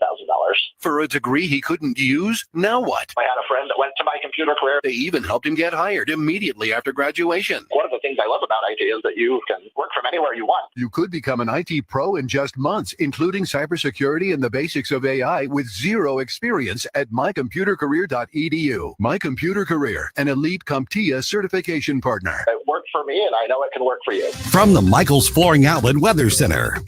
I'm meteorologist Leah Hill with your first alert forecast. Afternoon temperatures nearing 98 degrees under mostly sunny skies. and it's just going to feel hotter. Once you factor in that humidity, which is high today, it'll feel more like 105 degrees to 110 degrees. That is the heat index. Keep in mind, it's calculated in the shade, which means in direct sunlight, it's going to feel even hotter. Please limit time outdoors. That's your First Alert forecast. I'm meteorologist Leah Hill. This hour of News Talk STL is brought to you by Rodney and Jen Wallner and the entire Wallner home selling team at Berkshire Hathaway. Call them today at 314-810-SOLD. 314-810-SOLD. Hey folks, Jamie Allman here. Exciting things are happening at the Hideout in High Ridge. Famous for the sunset patio, 4 big screen TVs, live music and events, and of course, the wings. The Hideout now has a brand new menu featuring handcrafted burgers and new items like their signature sunset dip and Dave's chili. And now a second location, the Hideout at Sugar Creek Golf Course in High Ridge, featuring great event space. You can stop by for lunch or dinner. The new 2025 Hideout and the new Hideout at Sugar Creek Golf Course. We'll see you there. News Talk STL is proud to have Doug Voss of Safe Money Radio as part of our lineup each week. Doug has been a staple on the St. Louis radio airways for many years as one of the leading financial experts in the area. You can now hear Doug and Safe Money Radio 2 times every weekend on News Talk STL. But in case you miss anything, you can check it all out at DougVossSafeMoneyRadio.com. You could also reach Doug at 844-676-SAFE. That's 844-676-7233. Doug Voss is a registered representative. Securities offered through DHL Securities, LLLP, member FINRA and SIPC. Mike Ferguson. You play ball like a girl! Gabe Phifer. I triple dog Darius! Get up! Get up! Can't you hear the alarm? Get up, St. Louis. So it's time to get out of bed. Pour yourself the greatest cup of Kofifi the world has ever seen. Rise up with one voice. Drain the swamp and take back our country. Today's the day we're going to do it, and it's time to do it right now. Believe me. Mike Ferguson in the morning on News Talk STL. Get up! Get up! This is your cousin. All right. I'm going to tie a few things in together here. New York City looks like they may be on the verge of electing an overt socialist. Mm-hmm. Okay. We're talking like full on Marxism, basically knocking on the door communism, because all those isms are just different shades of the same thing. Right. Okay. So they're on the verge of electing the guy who, among other things in his platform, wants to get rid of grocery stores and replace them with government run grocery stores. Right. Because he's actually said that in his ads. Yeah, that like we're not saying, oh, this isn't some sort of conspiracy theory about him as a commie. It's like, hey, these commies, they're gonna come over and you're gonna give you bread lines. It's like, no, he's saying this like, yes, we want to sell you bread. Yeah, we want the government to be running this because it's so important that everybody have access to affordable food. The government's gonna do it. Yeah, right. Because real socialism hasn't been tried yet. I mean, we've heard that, right? Yes, that is the refrain. Oh, good Lord. Okay, so but there's an element of this that has been tried in Missouri, and it's now making national news. Yeah. Did you guys see this? I did. You know, not that I want another Kansas City thing. So in part of the hood in Kansas City, there is a grocery store. Now it's actually part of an actual grocery store chain called Sunfresh. Right.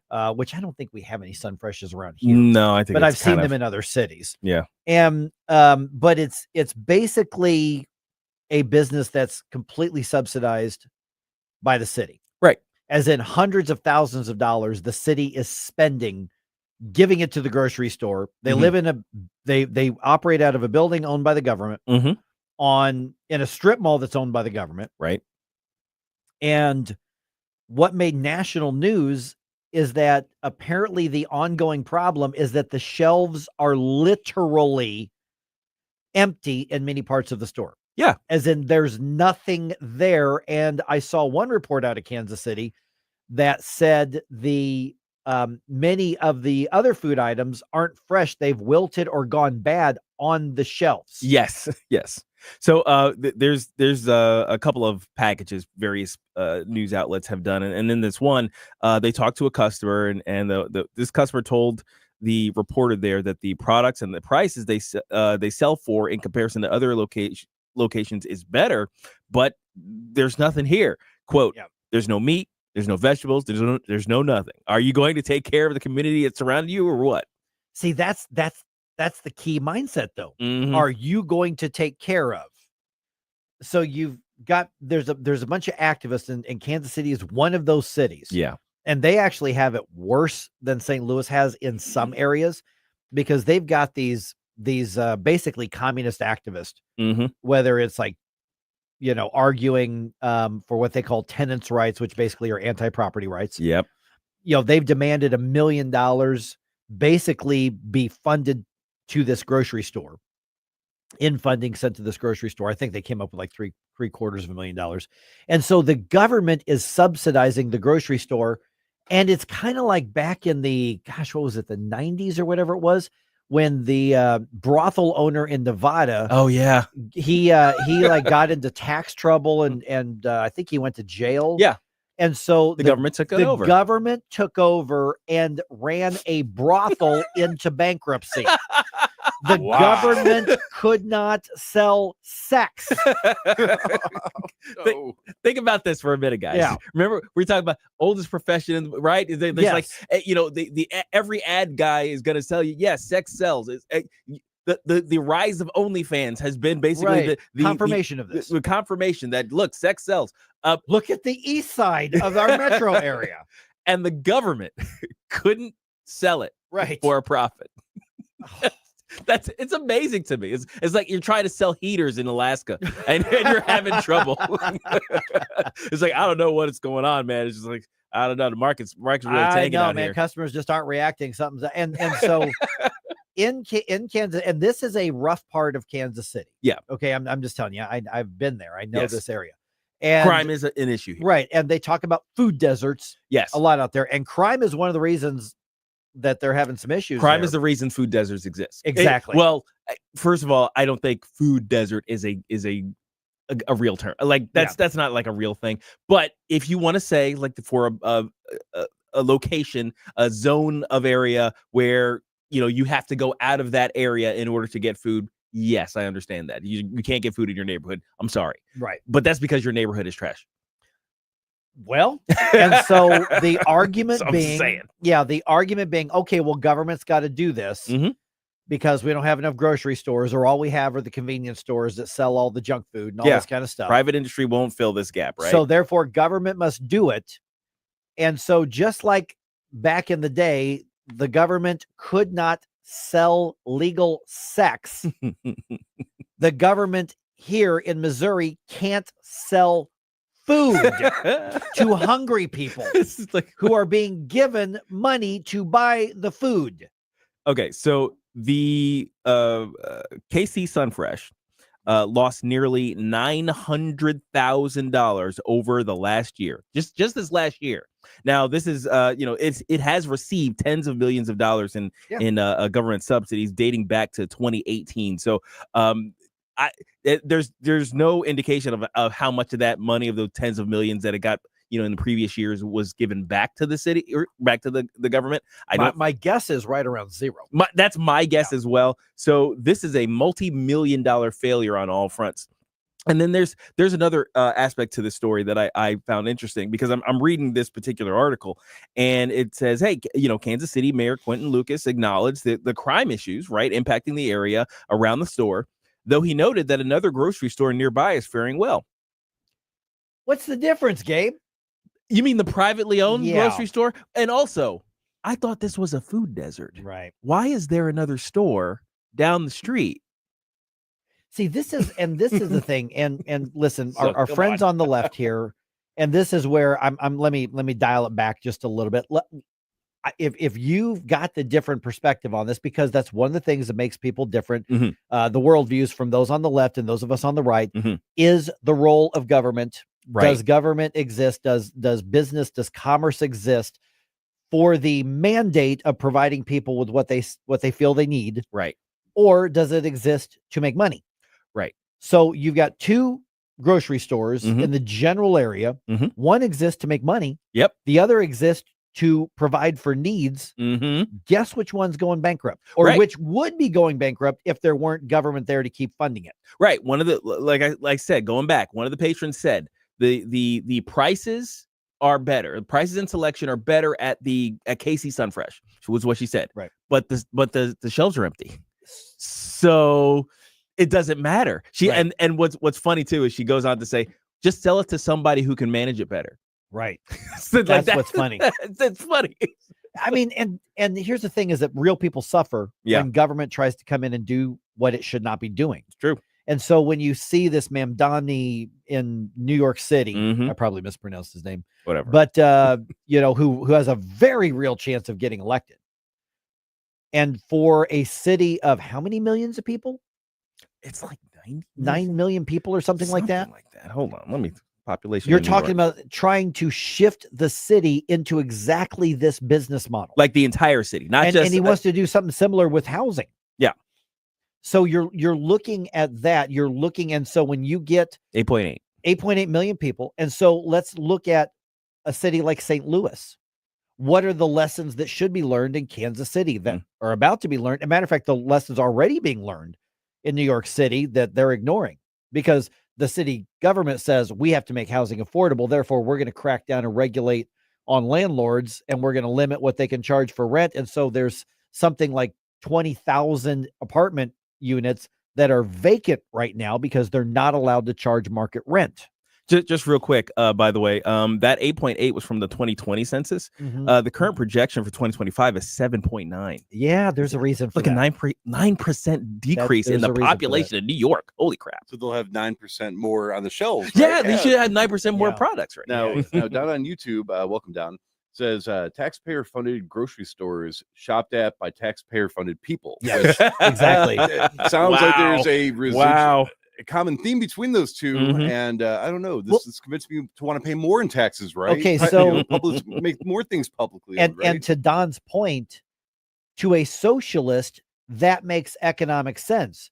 You take the money, you fund the buyer, and then you take the money and you fund the supplier, and then they buy from the supplier, and boom, look at that, you have economic activity.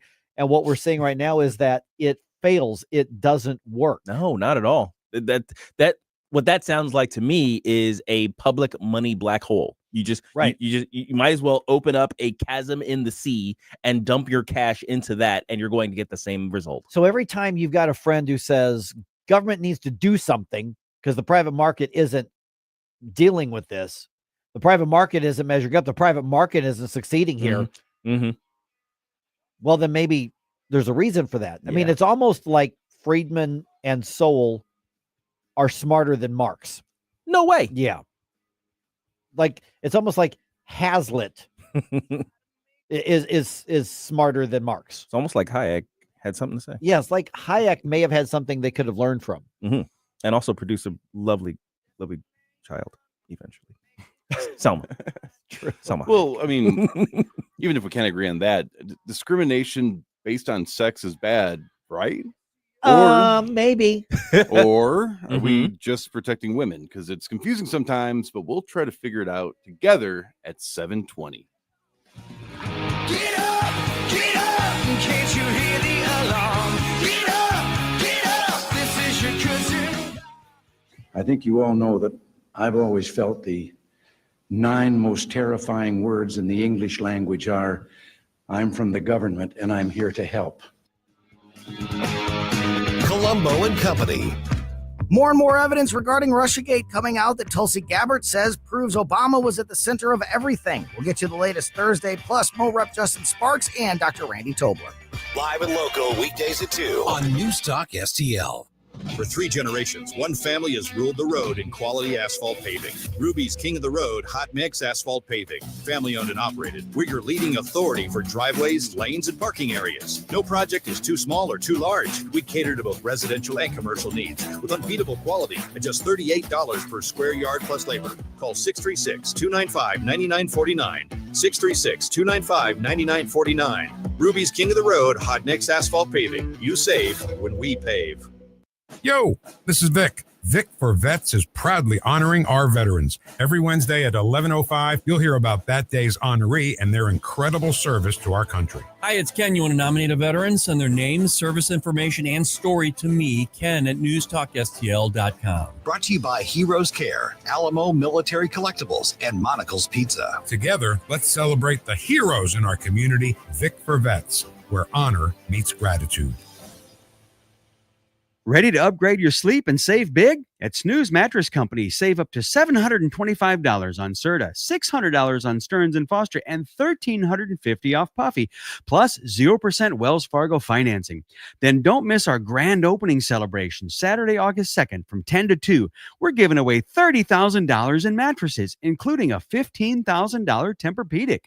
$5 mattresses, food, drinks, and prizes. Snooze now, party Saturday. If you don't snooze, you lose. JC's Wayback Machine, because man does not live by news talk alone. This is Francesca. My dad still has laryngitis, but he wanted me to tell you about this week's show, like a new feature called Back in the Day, where we pull a classic bit from the archives, plus great album tracks from the 90s, 80s, and 70s, and this week's A-list interview with Super Dave, presented by the Weber Automotive Group. Dad, how much do I get for this again? It's JC's Wayback Machine. Every Saturday night, 6 to 9 on News Talk STL. This is 101.9 and 94.1. You know, millennial Trump supporter. I listen to it like every day. Like, seriously, you get it. News Talk STL.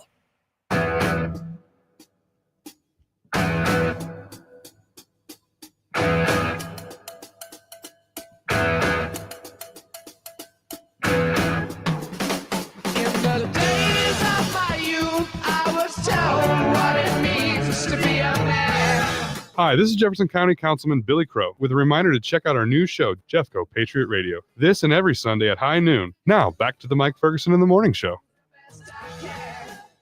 By the way, let me follow up real quick. Corporeal Being mentions on the Rumble chat box. He says, I wonder if the cutbacks on SNAP are part of the reason. I'm going to say probably no regarding that grocery store that's failing because it's been failing and has been requiring subsidies for years. Yeah, it started in 2018. Not just right now. Yeah. And so, and that $900,000 shortfall was just from the previous year. It's from last year. So those cutbacks haven't even started yet. Right, exactly. So I think that's I'm glad he asked that question, it's a good because question. you know there's somebody out there who's gonna go, well, see, this is all Trump's fault. Right. I'm like, well, no.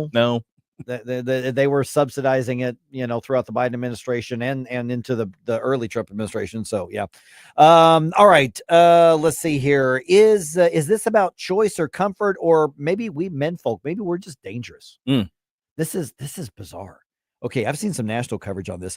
Uber is launching a new feature on their app that lets women only pair with women for rides. So whether it's a woman passenger says, I don't want no man to drive me around, or a female driver says, I don't want to drive men around. They've got a new feature that they're testing in different cities that will let them sex select the driver or the passenger. Right. And men not allowed. I looked at Uber's press release on this. I looked at the new coverage. There is no converse feature being tested. So a guy could not say, I don't want a female driver. Right. Or a guy drivers can't say, I don't want a female passenger. Right. Because they've got all these like non-discrimination things that they make you do with the terms of service. Like, if you've got a drag queen driving you and you call him he, and they can kick you out. You can be banned from the, from the service. They've got a lot of those things in there. Yeah. So Uber's launching this new feature and they're testing it in like LA, San Francisco, Detroit. And then they plan to take this nationwide. Lyft has something similar as well. So there's two ways to see this. I'm curious what people think about this. One is but I thought all sex discrimination was bad. Aren't we equal? Women are independent and you're fierce, rare, and you can, you're just like everybody else. Okay. So if discrimination is discrimination. But then there's the other one that says, hey, you know what? There are creeps out there. The reality is, and I've got a daughter, she's in her 20s, I would worry constantly if she were driving Uber or Lyft. For the reason that in St. Charles County, we had that Uber driver assault the young woman. Turns out that he actually didn't have a license and he was an illegal alien, but he was driving rideshare. Right.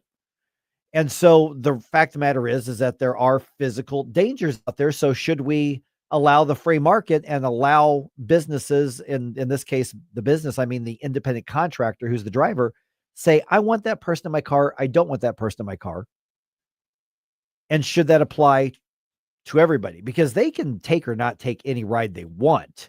But as a matter of policy, they can say, I don't want somebody because of their sex in my car. Right. Blanket statement.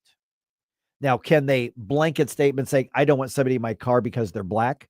Because all of our profiles have pictures, but they can decline to take the ride. Right. So in essence, you can kind of do that. You can do it now. Yeah.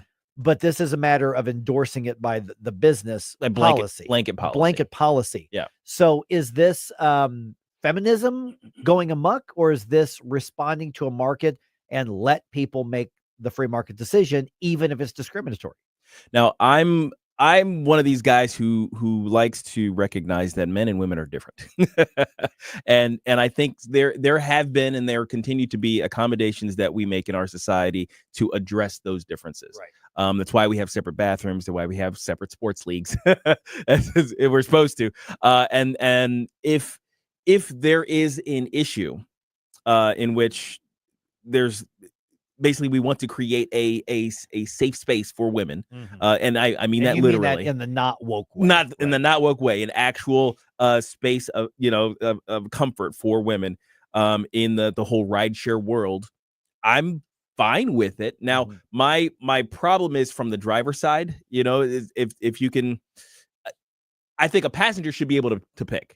Yeah. Right. It's like, okay, I don't want to be paired with, because there's sometimes you have the ride sharing thing where you can share with a stranger. You could share a single Uber with a I've stranger. never done that. That seems weird to me. It seems weird to me too. I've never done but of course, that reminds me of sharing a cab in New York, which happens often enough. So I get Uber having that feature. It might save you money or something like that. So I can see a customer preference. I don't want to be paired with a guy, another guy passenger. I don't want a guy driver. I can see that too. Now, of course, that's going to limit your ability to get a driver, because I think most Uber drivers are male. But the vast majority, I mean, it's like 90-some percent. It's like 90-some percent. That was part of the press release. They said this is a challenge. Right. So look, I mean, as a customer, sure. Here, more choices for you. That's a business giving more choices to a customer. And I think with a valid reason that men and women are different, and there are safety concerns between the two. I don't think it makes sense for the drivers to be able to make those sort of choices. Does that make sense? Yeah, I understand what you're saying. From a commercial standpoint. Now from a like a legal standpoint. Right, because there's two different questions. Yeah, those are two different questions. For the legal thing, I was like, I don't know. I mean, again, legally, I think you can offer customers what they want. I think that should be that's a transactional thing. I don't think the government should be telling you how who you can serve. From the other side, for the legal side, in relation to the drivers being able to pick who they can serve, I think that public accommodations law stuff starts to kind of creep in. That's at some point there may be some lawsuit somewhere in this, because it's a little complicated, because the drivers are independent contractors. Right. They are not employees of Uber or Lyft or whoever you're working with. Right. Excuse me. So the free marketeer in me, the libertarian in me, says you should be able to select whoever you want. In practice, I think a lot of them probably do that now. Oh, sure. Yeah. Because it's just not official policy. Right. But what you're able to do here is like go through this particular setting, and then the female drivers are only going to receive requests for rides from female passengers. And vice versa. The female passengers are going to say, if they go through this, they're only going to be sent to female drivers. Now, here's the thing: 90-some% of the drivers are male. Right. So you're going to be waiting a little while. Those female drivers, if there's a demand for this, they're going to be able to charge a lot more. That's true. For this. Now, I think you should be able to pick and choose anybody that you want in the car, or whatever car you want to get in for any reason. Right. Yes. Even if I don't like the reason, I think, because that's my freedom of thought on that. Yes. And somebody's not going to like that because of the, is a private car a public accommodation? Right. And I don't know that the courts have sorted that out, but it's my car. Do I still have the right to say, you're okay to get in, you take a hike? Here's a hot take from Gabe too. I don't think the public accommodations carve out should exist to begin with. Yeah, I think you should be able to discriminate the way you want to discriminate. And again, so long as this isn't hidden information, as long as this is public information that you are necessarily discriminating against various people of various classes, then we as the market can respond to you. We as a society can and should respond to you in kind, so that, look, if we were a proper society with proper laws, and everybody kind of understood your role in that, the discrimination would be so unpopular and unprofitable that people would self-regulate on how they operate in the world. Kind of like that that all whites community that we talked about yesterday. Yeah, exactly. Because I saw a few more people just sharing that story on social media. A couple of my black friends were showing that there, and it was interesting, some of the arguments I have with some of my black friends and some of my white friends on that. And I'm kind of shaking my head on this. I'm like, guys, I think a lot of you are missing the point on this. Yeah. And because we came to essentially the conclusion to say, listen, if those idiots want their own place, that means they won't be in our place. Right. Exactly. Let them go. Let them go. Let them go. Why are you fighting to keep them in your neighborhood? Don't do that. Let them go. I mean, and hopefully they'll never bother us again. Right. Exactly. So in this situation right here, if somebody, if a woman says, I don't want to pick up Mike Ferguson because he's a male and that might be dangerous to me. Is that offensive as a concept to me? Sure. I'm sure. It's like, I'm not dangerous, as but I'm also a dad of a daughter who I would say if she looks at a thing and goes, I got a bad feeling, no, or I don't even want to be in that pool. I get that. So to me, the bottom line, the answer is going to be the free market, make it as free as possible. So I don't have an issue with Uber doing this. I think the rollout on it's been really, really clumsy because they're trying to take this pseudo feminist and men are bad. Yeah. Men are just dangerous. The underlying thought on this is, you guys are like just all dangerous. men. Yeah. It's choose the bear. It's men. Yeah. It's like, as long as it's female bear. And so, and so that their rollouts on this been clumsy, but this is an area where, okay, so you're looking at me in a condescending way, but you know what? That's part of the free market. I'm not going to be giving the female driver any of my business. Then if she doesn't want mine, she's not making any money off. Yeah, that's true. So much chaos. I mean, news. Yeah, news. There's news. News. There's so much news also that we're going to be dealing with coming up. I mean, so much related to the Trump administration. Yep. So let's get you all caught up and sorted out on that as we do rapid fire. I think at 7:35. As much as we can. Yeah. And should it be a crime to lie to the American public? I mean, I think so. But let's get Larry Connor's thoughts on this coming up in Larry Connor's commentary. Stay tuned. No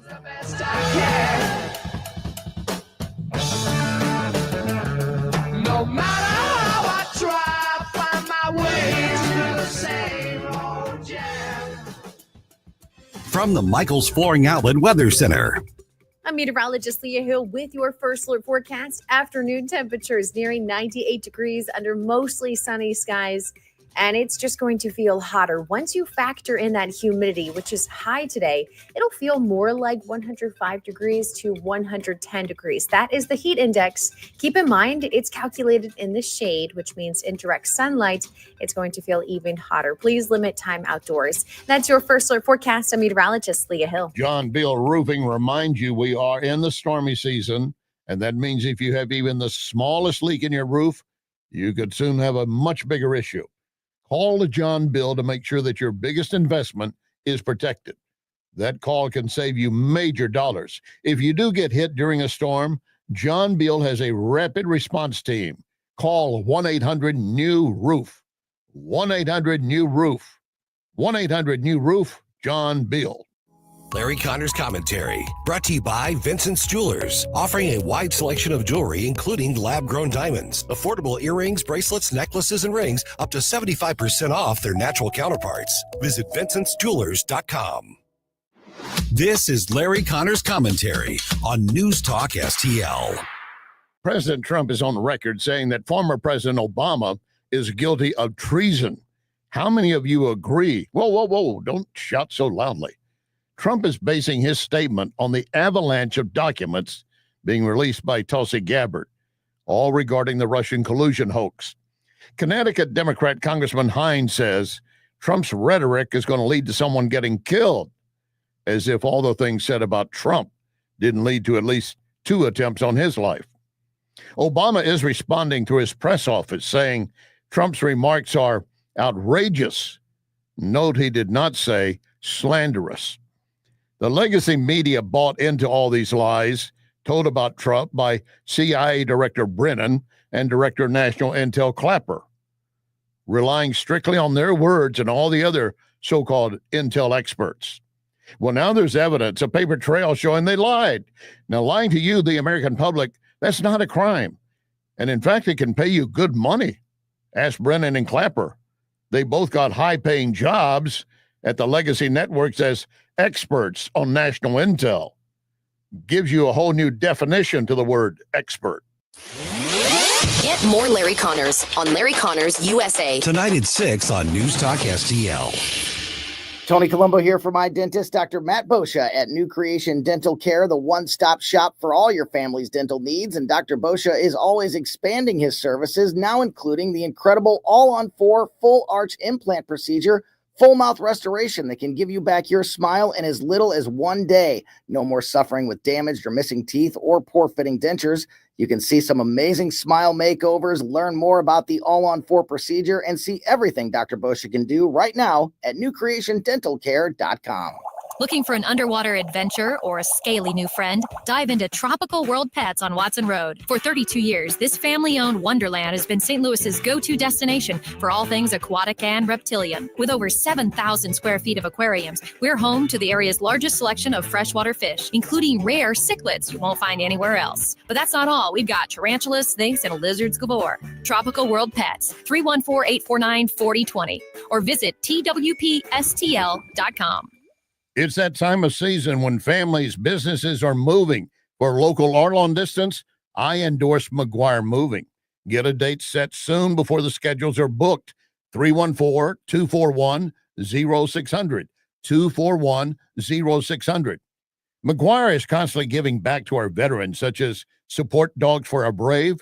So with McGuire, you're getting excellent service and helping our vets. McGuireMoving.com. All the information I need on the drive to work. Like Ferguson in the morning. I keep it on throughout the day, whether it's local, national, or something big that's happening overseas. News, analysis, and opinion. St. Louis's #1 for conservative talk. News Talk STL. Went through being cool. Went through being cool. Eliminate the minis and the twits. Hey, this is Todd Showalter. Join me on Saturday at 5 as I try to put some fun back into this dysfunctional radio station. It's the Right Mind Show with me, Todd Showalter, at 5 on Saturday. And, speaking of dysfunctional, let's get back to Mike Ferguson in the morning. I just want to point out that I double-checked, and yes, I have a perfect 5-star rating on Lyft. Thank you very much. Okay, all right. You are a model passenger. I'm not saying I'm a big deal. I'm just saying I have a 5-star rating on there. That's right. Yeah, actually, I haven't done Lyft because Lyft went all super woke. Yeah, they did, then in Uber, particular. And I'm like, well, I'm going to go get Uber then. And then Uber has gone completely woke. So there's really nowhere else to go. And sometimes I just need to get to the airport. And I don't want to spend $30 a day for parking my car out there. Right, yeah. So it is what it is. All right, trying to keep up with all of the news involving the Trump administration. There's right a now. lot, man. It was just, it felt like a deluge. I'm like, wait, is this another, are we at another story here? My gosh. It is the proverbial drinking from the fire hose. Yes, absolutely. Oh my goodness. So here's what I want to do here. I want to try to go through like the big stuff as much as we can to bring you up to date. So let's keep an eye on like the Facebook comments. I'm going to keep an eye on like the Rumble. You got some thoughts on this? Let's go through these and give a couple minutes on each of them. Okay. Columbia University essentially cries uncle to the Trump administration over the anti-Semitism that they have allowed on campus. They're going to be paying over $200 million in fines. They have to correct a lot on campus when it comes to protecting Jewish students. Now, this is going to bleed over into protecting other students as well. But essentially, Columbia was one of those, and this sends a massive message to other universities. You can talk about Harvard. You can talk about, any of the others. And so basically, it's okay if this particular group of people is the target du jour. These are the ones that the left say it's okay to attack. You don't get to take federal money and then say, go get the Jews. Right. We're not going to stop you from doing it. So this is a big win for the Trump administration.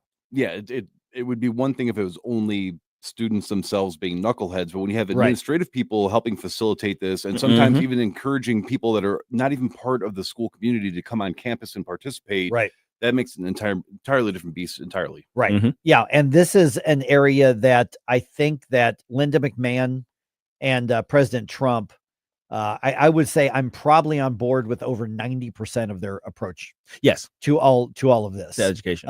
To dealing with all of this, to the woke stuff. I think they've been spot on. And essentially in this settlement that Columbia University is agreeing to, this sends a shockwave through the academy. Yeah, for real. Like these are real changes. One of the things I noticed was that they had to, I get, well, I'm not sure if they had to as part of the deal or if they just kind of started doing this, but they were actually bringing consequences to the people who participated in some of these really bad disruptions. And they cited their existing rules about campus behavior. Fancy that. They actually enforce their own rules.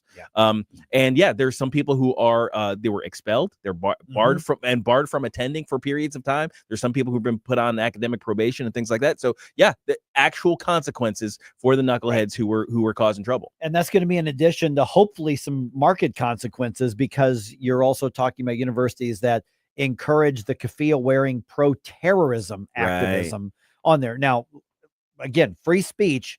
If you want to wear the terrorist rag and you want to be on the side of the terrorist faction of the entire conflict, which are the Palestinians, then that's your right. Sure. And I want you to have that right, so I know who I don't want to hang out with. In this case, though, it had to do with basically aiding and abetting at the university level and endorsing it and taking our money to do it. Yes. And that's the major thing. It's like, it's one thing for you to exercise your free speech. That's fine. But it's another for you to take the free quote unquote money, the free money from us to do so. So, Okay. So let's talk about this case here where the Trump administration says, okay, we're going to ask the judge to release some transcripts from the Epstein grand jury hearings.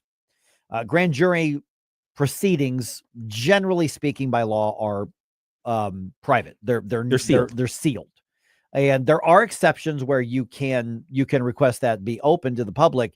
And the judge in this case says, no, that doesn't meet any of this criteria. I am denying that request from the Department of Justice to release those grand jury transcripts. Right. Essentially. Yeah. Okay, so let's go around the room here because I've got mixed feelings on it. What do you guys think? I think the Trump administration knew that this was going to happen. Yeah. It's an Obama appointed judge. So then when the denial comes, it's like, hey, we tried to give it to you guys, but that Trump appointed judge just blocked us on it. So oops, sorry, move on. I think that was kind of the intention of going specifically for those transcripts. Particular thing. This particular thing, those transcripts, like you said, which are sealed by law. Now, it'd be quite another thing if, let's say, they release the full transcripts of the actual court proceedings, right? Like the full trial, right? The Ghislaine Maxwell trial, because she was tried in public. But this was the actual Jeffrey Epstein. Because remember, he was in jail. So he was in jail indicted, at the time. Yeah, so he was indicted, but he never made it to trial, right? So we no. Yeah, so we don't have any. He totally killed himself. Yeah. Even though the previous 2 times he'd been convicted and put in jail, he did anyways. Yeah. No, and I agree, and that's been a question on my mind because I'm still learning actually how it is that judges keep blocking our actual federal government.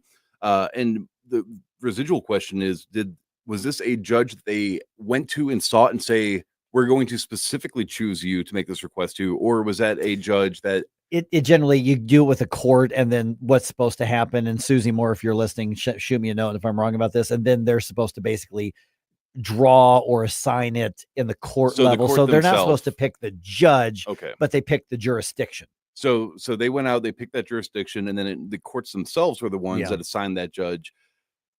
Again, I think given what we've seen with how they handled the congressional effort, Gabe's 100% right. I think that this could have been intentionally done as we're trying to show you we're being transparent, but at the end of the day, no, I'm just not buying it. I'm not feeling that this was a sincere. I think I agree with you all. I agree with you guys. I think that the Trump administration knew very, very well that there's no way a judge is going to unseal grand jury proceedings. Right. That's just not done for the most part, but they're going to say, hey, we tried. We tried. Look, we tried. You say you want transparency. We tried. That Obama appointed judge said, no, blame them. Well, no, here's the fact of the matter is that the bulk of all of the evidence is still with the Department of Justice, and they are refusing to release that information. Yeah. Okay. So that brings me to the next story on this here. Wall Street Journal. And I'm going to bring up the article so I can make sure that I'm reading it as we're talking here.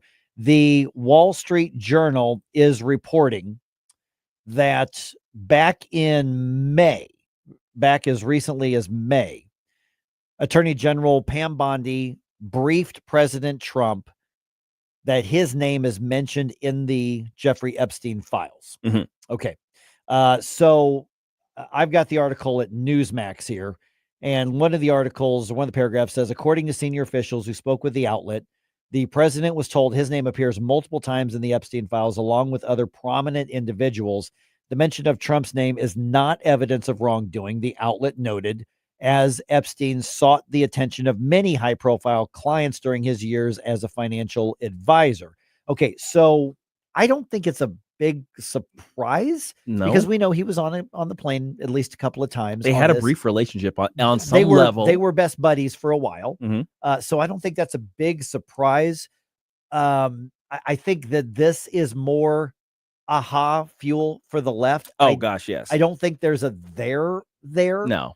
I mean, I'm reminded of like the I think Alan Dershowitz was another one of these guys. Well, his name was in the files, as they like to say, and he spent money and time just making sure that people understood. Is like, yeah, I had dealings with that guy, but not there, not in that context. So, I think there are probably a number of people who kind of fall into that category. But the headline, Trump was told his name is in the Epstein file. That's the headline that they want. That's intentional. It's sensationalized.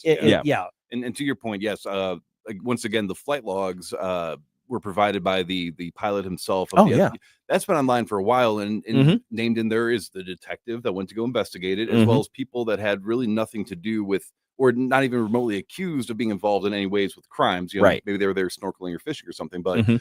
So it is important to not be so hyper vigilant that every single name coming out is going to be somebody that we're going to pull out pitchforks over. But at the same time, that's why it's important to investigate and make a client list. And that's what the transparency is all about. There are going to be a lot of people who maybe were on those planes who had nothing to do with the sex trafficking. He was he was a financier.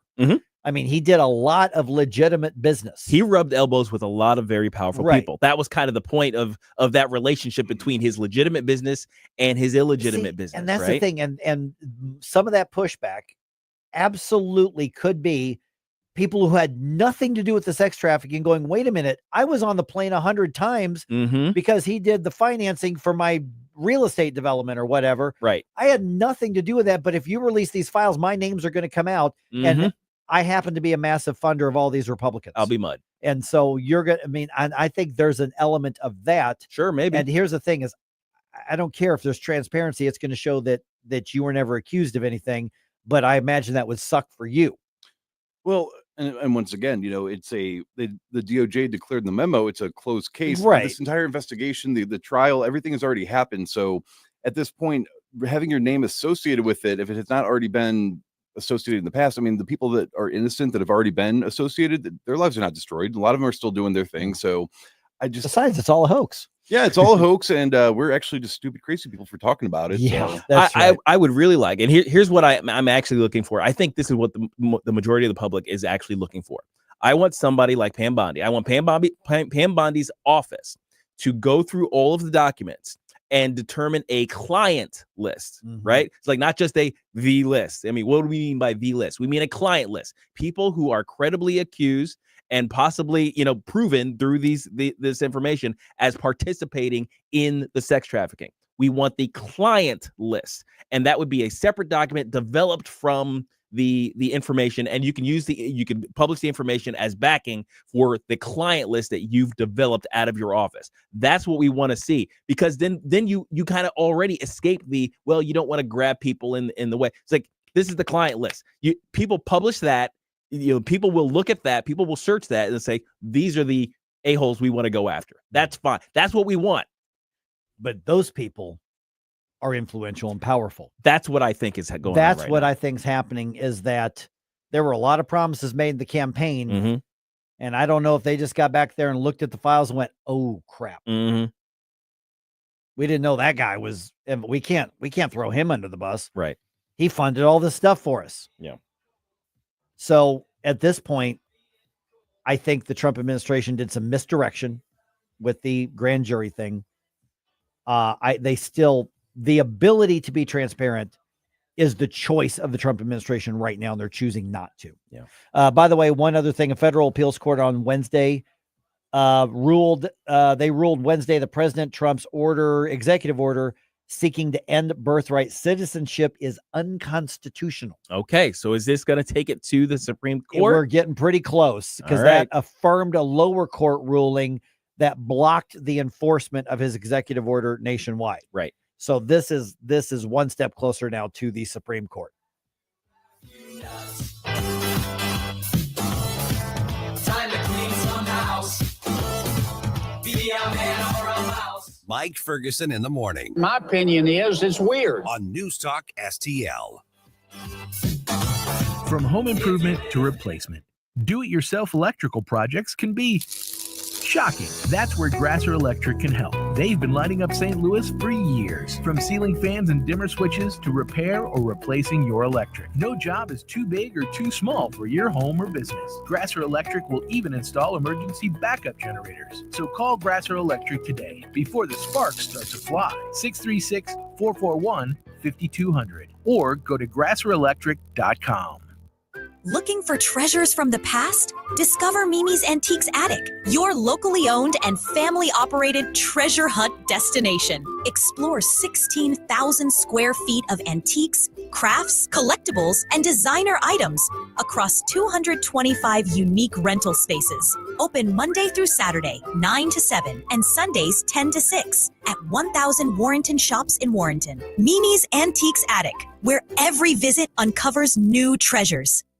I'm Dr. TJ, owner of the Institute of Natural Health, co-owner of Optimal Nutraceuticals, and the host of Wellness One. Wellness One is designed to cut through the nonsense and provide you common sense science-based information regarding health and wellness. On the show, we discuss topics like thyroid health, gut health, hormone optimization, and many others. Our show airs Saturdays at 10 a.m. and 2 p.m. and Sundays at 11 a.m. and 3 p.m. right here on NewsTalkSTL. And you can visit us at inhstl.com. That's inhstl.com. Is your pup in need of a spa day? At Pretty Little Paws, we believe grooming should be a stress-free, tail-wagging experience. Our one-on-one, fear-free grooming ensures your furry friend gets the gentle, personalized care they deserve. No noisy kennels or long waits, just love, patience, and expert grooming in a calm, relaxing environment. Because a happy pup means a happy you. Pretty Little Paws, with 2 locations in O'Fallon and St. Peters. Visit us online at prettylittlepawsgrooming.com.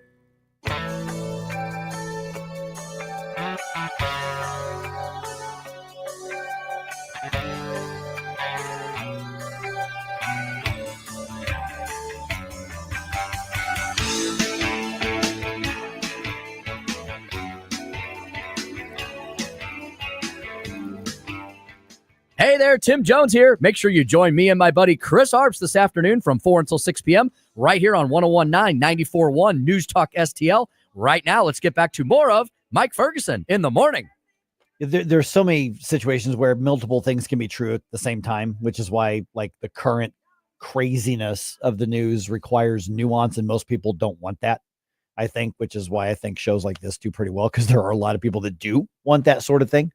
And when you look at, we talked about the drinking from the fire hose with all of the, because that's just a scratching the surface. We didn't even have time to get into Tulsi Gabbard's announcement of the Russia hoax. Oh yeah, that's another one. Task force, all of those sorts of things, and her recommendation of Obama to be indicted, basically, right? which by the way is not going to happen. That's not going to happen. Now, some of his underlings might, but he's not going to be. So, a couple things can be true at the same time. That the investigation into the Obama hoax is valid. Yes. Now we don't know what they're going to find, but or we're not. From here, we've got documents that Tulsi Gabbard's released. That can be absolutely true, and I think it is. It can be absolutely true. That there's a valid debate on the 14th Amendment, and the court ruling it's good or bad or whatever. it also can be true that those things are being emphasized and pushed by the Trump administration to distract from the Epstein stuff. Yes. And I kind of feel that way because of the volume of big news that has suddenly been Huge released. news. Yeah, like these are big things. And to be fair, some of these are campaign promises, right? Oh, yeah. Like these some of these are delivered delivery of campaign promises. Like it's like, hey guys, we're still delivering on campaign promises. Please don't. So here's what I would say is Republicans, Republicans, if you want to legitimately push the Epstein stuff off, because the Republicans are now trying to frame this as, well, the Democrats just want to focus on this. It's not the Democrats. I mean, they do, but the Democrats aren't that sincere on this. Yeah, obviously. Because the Democrats just say, ooh, here's an Achilles heel for the Trump administration. Let's exploit it. Right. It's conservatives who are saying, no, we want the answers to this. It's not the Democrats. And I don't care what the Democrats have to say. Right. About Yeah. this. They're I just largely don't. irrelevant to this conversation. They really are. This is the president's own base saying, wait a minute, we were promised the truth and transparency, and we want that. And so when I hear, like, for instance, Speaker Mike Johnson saying, well, this is the Democrats just trying. No, it's not. It's really not. And I will add, too, that I think this is largely whatever weapon, whatever way the Democrats are weaponizing this, right? This gun was loaded by the Trump administration. Precisely. They didn't have to do it this way. They didn't have to issue a memo to say nothing to see here, move on, the case is closed. They didn't have to do that. They could have had a briefing. A press briefing to say, look, we're as we go through this, we're discovering that there are more complications to the individuals that we're dealing with. There are ongoing investigations on some of the clients that we have to keep under wraps and blah blah blah. You could have spun all kinds of ways around why you have to delay the release of this information, all while reassuring us that you're still on the ball. You could have done that. And I think largely we would have accepted it. We would have trusted, because it's like they keep pointing to, hey, look, all these promises made and promises kept in the past. And we would rely on that. We'd say, see, they're actually on it. So if they tell us that they're on it, they're going to get to it eventually. We have at least a small basis to lean on and say, well, they've done this before. They'll get to it. We would have trusted them. But right now, they've diminished that trust greatly. And as far as the Democrats go, if they were really serious and suddenly they would have been pushing for it during the Biden administration. Yeah, they're not going to. They were reacting the same way the current Trump they were doing the same administration thing, which again indicates to me that this is so much bigger than Republican or Democrat. On there, that there are most likely massive names and centers of influence who are in those documents as doing really bad stuff. And that's, I think, what's very unsettling about the whole thing is, in a way, I can understand that, yes, us keep talking about it. Democrats can use that as a, see, we were right. And that's not even remotely true. Right. Because, again, Representative, I think Blackburn was the one that tried to subpoena the documents. Senator, back in 2023, and was literally had that denied by a Democrat that was overseeing everything. So it's not a matter of left or right, as you said, but the overall issue is that makes it even more terrifying, because if both sides cannot be trusted, if there's no clear good side in this, then we need to really reconsider who are we supporting and looking at, and why are they there? What do they know? And it's just not very reaffirming. And to Gabe's point, absolutely. If they had just said, look, we have so much going on right now, we still are going to fall through on this, because that's not the only list that he promised to release. Right. And then to say, it's done with, we're doing that, but we have other things to work on right now. Again, we would have probably went with that. That would have been a defendable thing. But to go from it being case closed, nothing, to hoax to, well, now we're the ones fighting to release it against our own courts. It's just nonsense. No, complete it's nonsense. Absolute malarkey. If you want to push people like me off of focusing on the Epstein thing, Republicans, make your next rescission or reconciliation bill something that cuts $100 million out of something, $200 million out of something, delivers a massive spending cut, put up a tax, another tax cut on top of what's on. Billion by $200 billion. $200 billion. Yeah, exactly. I would even give credit to 100 million, but I mean, because $100 billion. I mean, do that. Do the really, really big stuff as opposed to, performative, even if it's good stuff. then you know what? Then you get people saying, okay, I'll put more focus on that. Mm-hmm.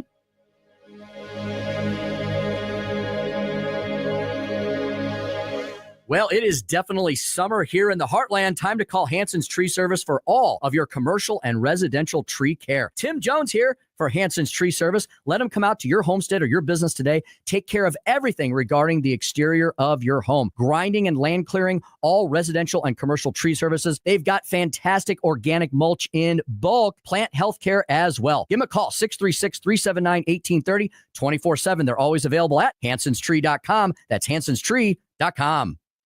Hey, News Talk STL listeners, this is Levi, CEO of Reach Reproductive Health. There was a huge gap left when the biggest pregnancy center in St. Louis had to close their doors right after Amendment 3. But by God's grace and power, Reach has been able to step into that space. We have acquired Thrive centers and are continuing operations in greater St. Louis. I have a request for you. Would you pray and consider getting to know Reach more? We are here to see babies saved and families transformed by the power of Christ. Get to know us on our Reach community website, outreachforlife.org. That's outreachforlife.org.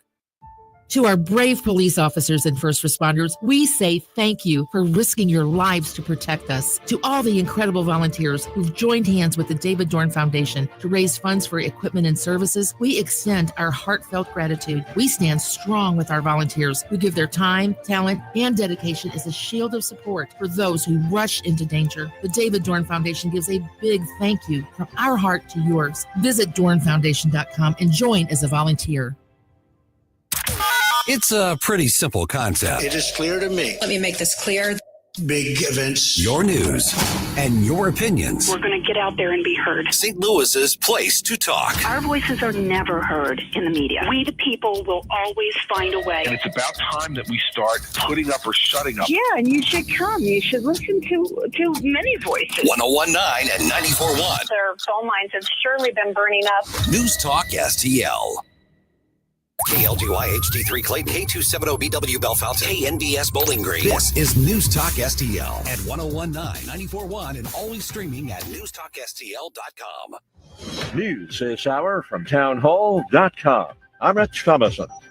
A court has dealt President Trump a setback in his bid to eliminate birthright citizenship. The Ninth U.S. Circuit Court of Appeals in San Francisco has ruled President Trump's executive order seeking to end birthright citizenship is unconstitutional. It affirms a lower court decision that blocked enforcement nationwide. The order would deny citizenship to children born to people who are in the United States illegally or temporarily. The ruling marks the first time an appeals court has weighed in and brings the issue one step closer to quickly coming back before the Supreme Court. Ben Thomas, Washington. Columbia University has agreed to pay $220 million to settle Trump administration allegations of on-campus anti-Semitism. The Ivy League school stressing this is not an admission of wrongdoing. The recent devastating, deadly flooding in the Texas Hill Country and the response to the disaster is the subject of an investigation by Texas lawmakers. State Senator Charles Perry says it's not about second-guessing, finger-pointing, or scapegoating. Our select committee will not armchair quarterback or attempt to assign blame. To do so would undermine the very goal in the committee's creation. The goal of our committee is to find constructive policy solutions which will prevent future loss of life like what our state has suffered over the past few weeks. The Independence Day flood claimed 136 lives.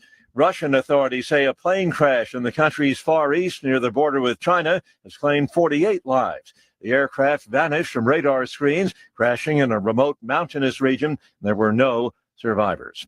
Watching Wall Street ahead of this morning's opening bell, the Dow futures down 323 points, NASDAQ futures 38 points higher. More on these stories at townhall.com. Hey, I'm Brant, and her name is Sherry. Hello. She's a friend of mine whom we were just praying for because of a surgery she just went through. Yes, and I am very happy about something you actually talk about all the time, which is MediShare. That is right. Yeah. So what was your experience like with MediShare and the healthcare bills? Honestly, Brant, seamless. And what a blessing that is when you're already nervous about a health issue, which I was. Yeah. Members shared my expenses. There were zero problems. And let me tell you, having people pray with you when you call in with your need, that is just... It is refreshing. Yes, that's what it is. But I keep telling people love MetaShare, and they love saving tons of money too. The typical family can save $500 a month. I am very thankful for MetaShare. It is so different, and I mean different in a very, very good way. It is good different. Call now. They're easy to talk to, and you can get a price within 2 minutes. Call 844-41-BIBLE. That's 844-41-BIBLE. 844-41-BIBLE. From the Michaels Flooring Outlet Weather Center. I'm meteorologist Leah Hill with your first alert forecast. Afternoon temperatures nearing 98 degrees under mostly sunny skies. And it's just going to feel hotter. Once you factor in that humidity, which is high today, it'll feel more like 105 degrees to 110 degrees. That is the heat index. Keep in mind, it's calculated in the shade, which means in direct sunlight, it's going to feel even hotter. Please limit time outdoors. That's your first alert forecast. I'm meteorologist Leah Hill. This hour of News Talk STL is brought to you by Stifel, serving investors for over 130 years. Contact your Stifel financial advisor at stifel.com. That's STIFEL.com. Tony Colombo here for Gutter Pros, your all-in-one gutter service team that brings years of experience and quality that's affordable right to your doorstep. We discovered Gutter Pros a few years ago when we bought our home and inherited a gutter issue that was on the road to becoming a potentially big problem, but thanks to Gutter Pros was stopped before causing any major damage. They've also repaired the siding on our home because along with gutter repair, gutter installation, and leaf protection, the Gutter Pros are also the best for siding repair and installation. Learn about all the ways Gutter Pros can help your home at gutterpros.com.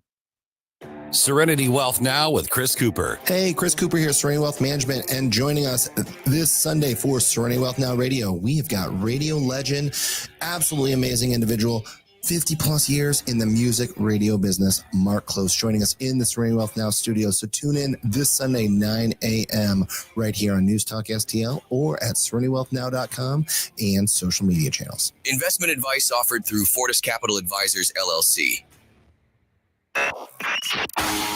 Mike Ferguson. We the people. Gabe Phifer. It's not rocket science. Rocket science. Get up! Get up! Can't you hear the alarm? Get up! Get up! Mike Ferguson in the morning on News Talk STL.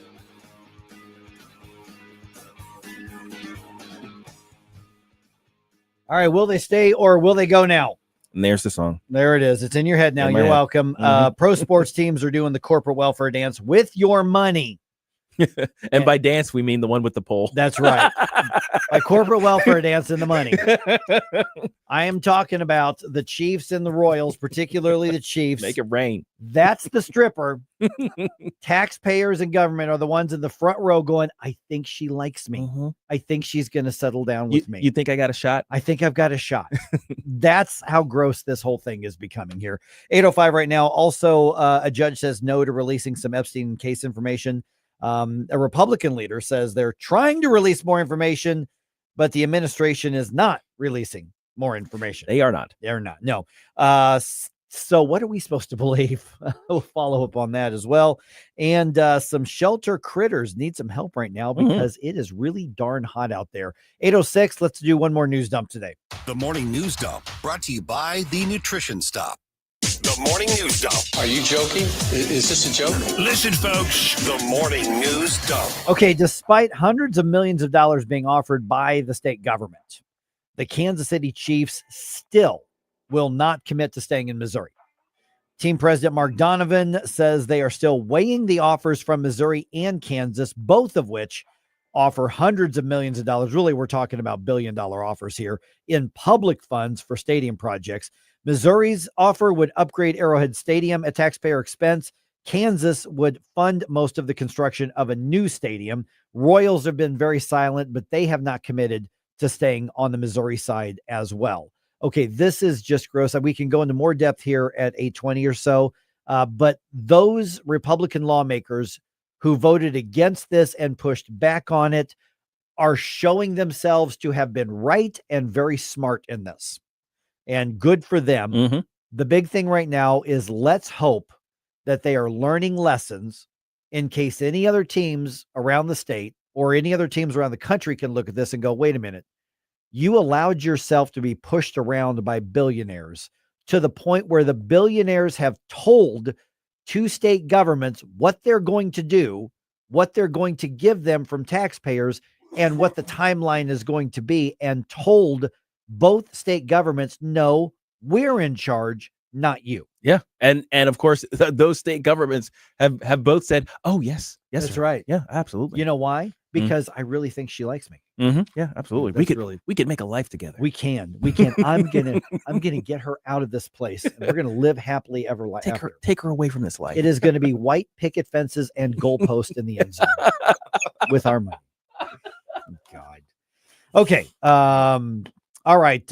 Republicans in Congress obviously still doing a victory lap on that $9 billion rescission package. And that's a great start right there.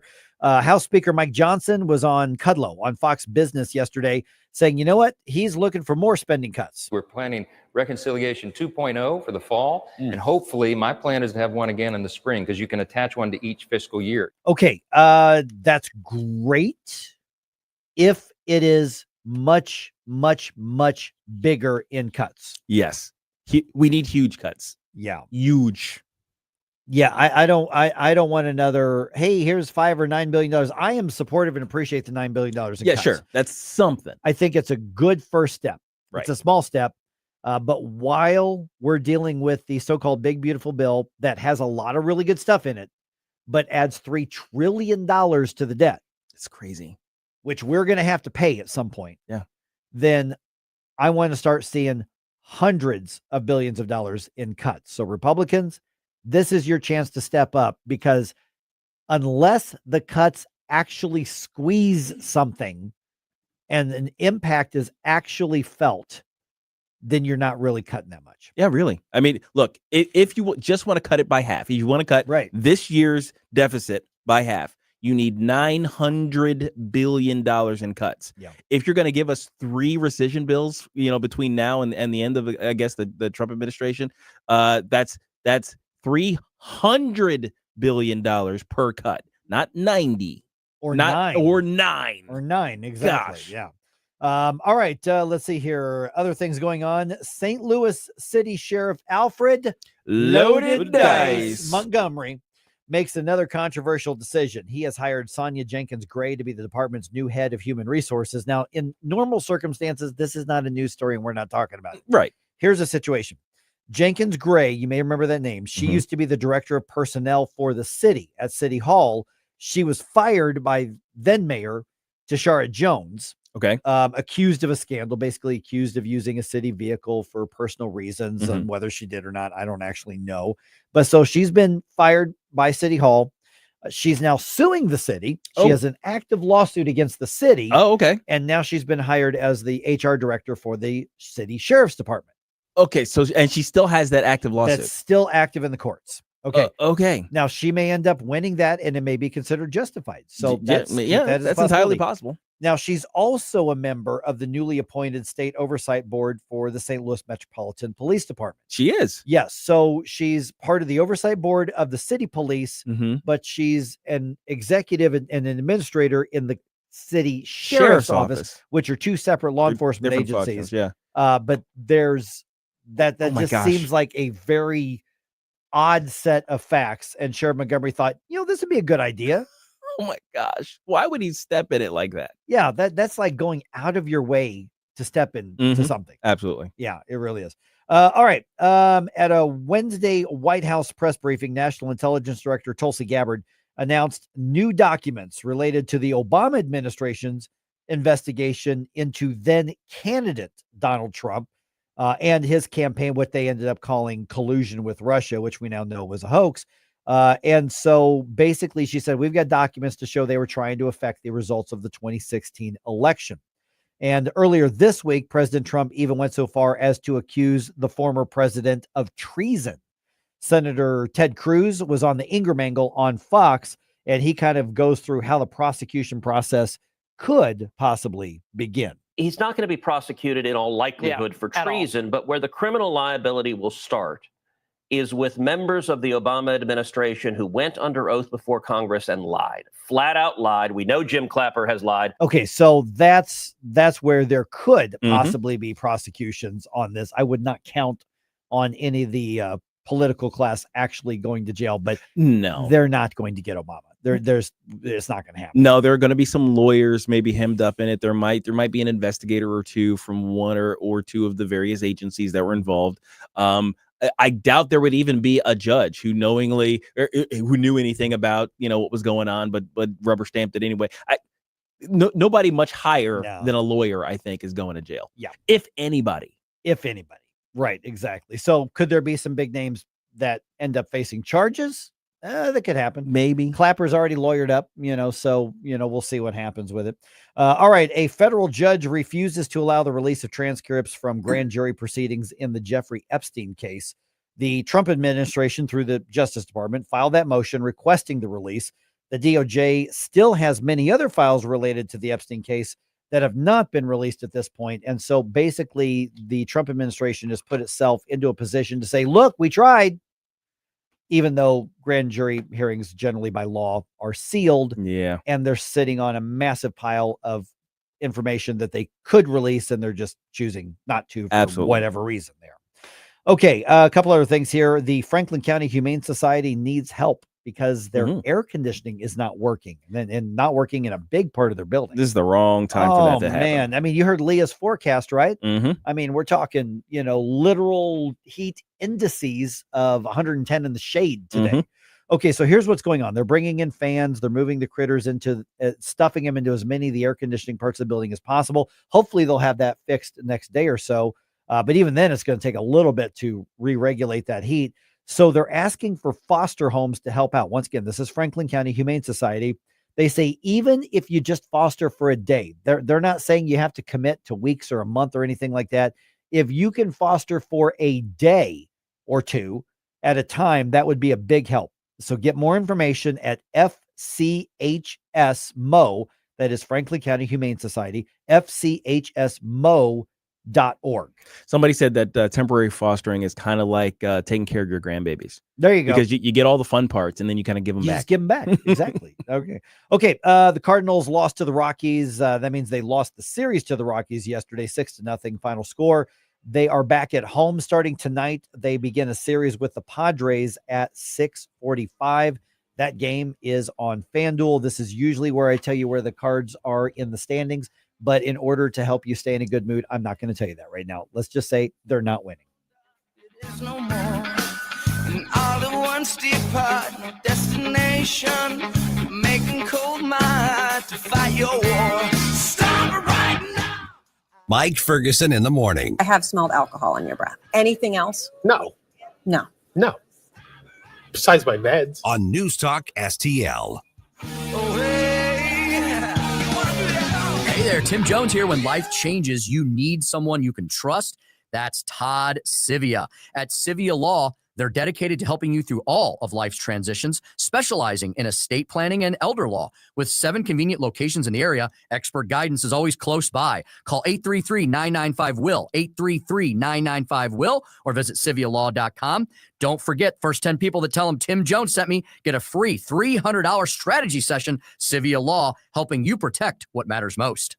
Tony Colombo here for All Solutions Pest Control, the team Christine and I trust to protect our home. We've used multiple services at multiple homes over the years, and I can tell you from all that experience, All Solutions is second to none. If you have a pest problem of any kind, or more importantly, just want to prevent a problem, All Solutions is the team to call. Learn more and take advantage of their incredible $67 introductory offer right now at allsolutionspestcontrol.com. If a pest-free home is your goal, call All Solutions Pest Control. Jamie Allman here, tossing and turning over retirement worries. You're not alone. 3 out of 4 Americans share your concern about having enough saved. But here's the thing. A comfortable retirement isn't out of reach, even if you're planning for 30 or 40 years ahead. Every day, Jeff Portman from the Gemini Wealth Group helps people avoid the critical mistakes that can derail their retirement. Build your path to financial confidence. Visit GeminiWealthGroup.com or call Jeff directly at 314-888-0123. Securities and advisory services offered through LPL Financial, a registered investment advisor. Member FINRA SIPC.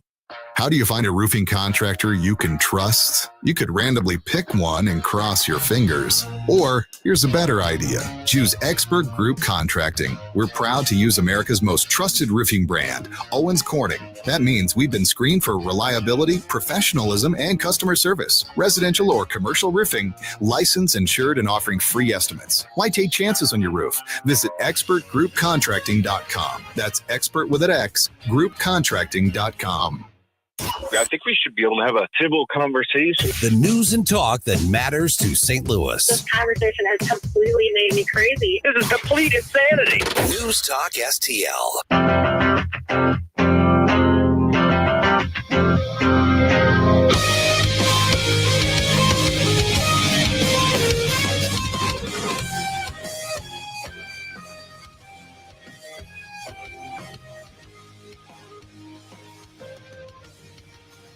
Hey everyone, this is State Senator Nick Schroer. I am the host of Stand and Fight every Sunday night. Right now, let's hear more of Mike Ferguson in the Morning Show here on News Talk STL. I can tell you that that story out of Franklin County, the Humane Society there, which, by the way, I don't think they're affiliated with the National or the Humane Society of the U.S.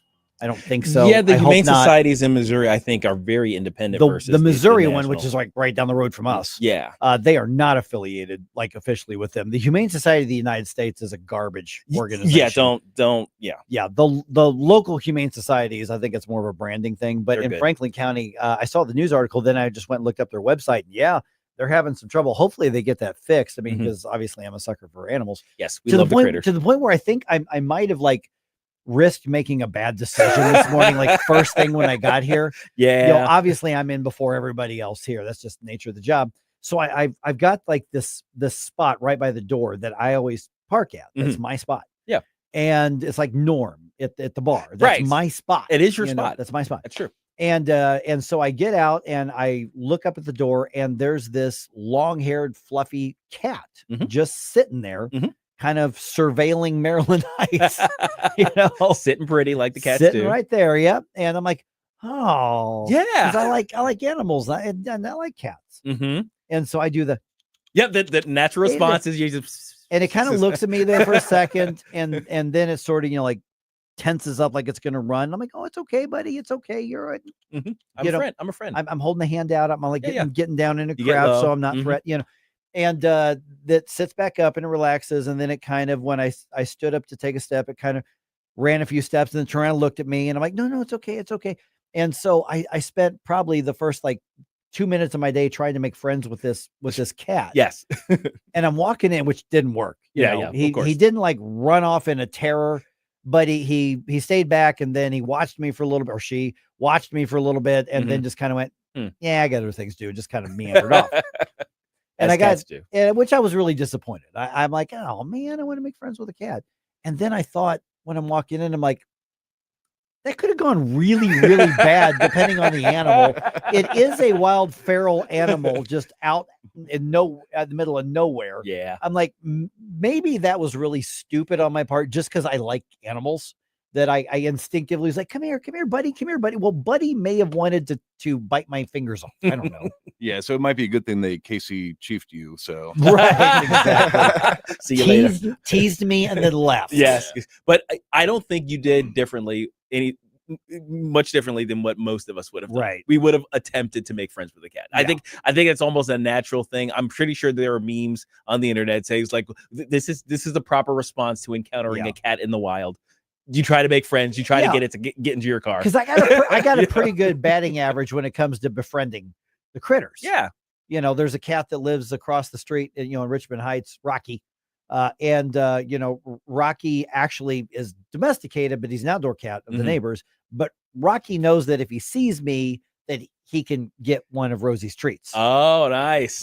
But he doesn't like everybody. Right. But he'll like bump his head up against me and stuff. And that I love makes Rosie and Punky so mad. Oh gosh, yeah. when they do Don't. that. He's like, are you petting another cat? She's going cheater. Yeah, basically. What's going on? Oh, Yes, okay. absolutely. So I made a questionable decision first thing walking in today. First thing in the morning. Because a feral cat was there, and my brain shut off. I'm like, oh, friend.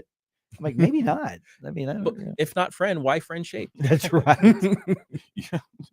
Yeah, finding out the cats actually domesticated themselves, it kind of makes sense when you meet them. But yeah. Also, toxoplasmosis. You got to be careful about that, Mike. I have no idea what that is. Really? Okay, so I'm not a parasitologist, whatever that word would be. Okay.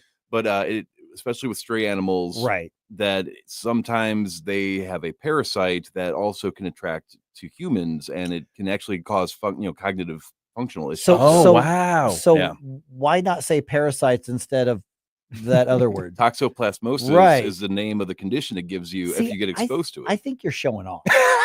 I mean, I've been spending too much time with Dr. Tobler. I think that's what it is.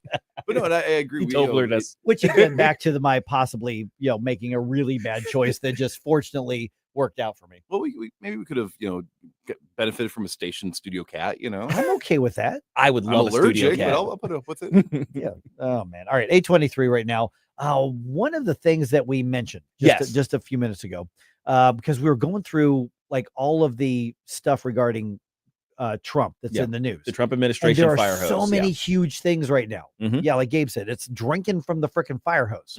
On this, one of those is the birthright citizenship thing, right? Which was headline news at one point recently.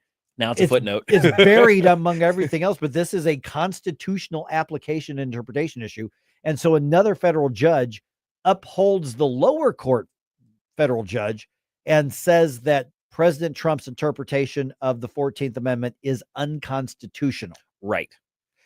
This is significant because, first of all, the ruling itself is significant because it's speaking to the merits of the argument, right, as opposed to the right of the Trump administration to do this through the executive order process. Yep. So that means the question that's going to go before the Supreme Court isn't just a process issue, which we saw last time. Last time it was very much the process issue. Hey, you can't he, whatever. This time, the question is on the merits of the idea of birthright citizenship. That means the Supreme Court is essentially going to be forced into making an absolute decision on what that means, and that could have wide-ranging implications. Now, I'm totally in favor of ending the birth tourism and that sort of loophole. I don't think anybody that's born to non-citizens should be just given citizenship. Yeah, but see, that's the argument, though. That's the point of contention. So am I wrong then to also say I'm not necessarily against the idea of blocking an executive order from affecting a constitutional amendment? See, that's the thing is you don't want to be in a position where every time you elect a president that you redefine what the Constitution means, right, and how you apply it, right? Because if you can do that to the 14th Amendment, listen, every Democratic and some of the Republican presidents would love to redefine what the Second Amendment means. Yes. And the First Amendment, right, what that means. So that's what we have to be careful of. Now, so combining those two things, because you've got, does the president have the authority to say that? So eventually what's going to happen here, and that's why this could be a silver lining on this ruling, if you agree with President Trump, is that his argument is that the 14th Amendment means that just because you're born here, you're not a citizen. Right. Now, remember, that's been kind of the accepted understanding of the 14th Amendment for decades. Yes. Why have we had such an illegal immigration debate and argument? The anchor baby argument has gone back to the 70s, 80s, 90s. Yeah. And the idea was, well, we got to keep them out because then they can have anchor babies, and then it's out of our hands because they were born here, and therefore they're a citizen, because it was never a thought really to argue what the 14th Amendment actually meant and how it applied. And now Donald Trump says, I've got an executive order saying this is how it applies.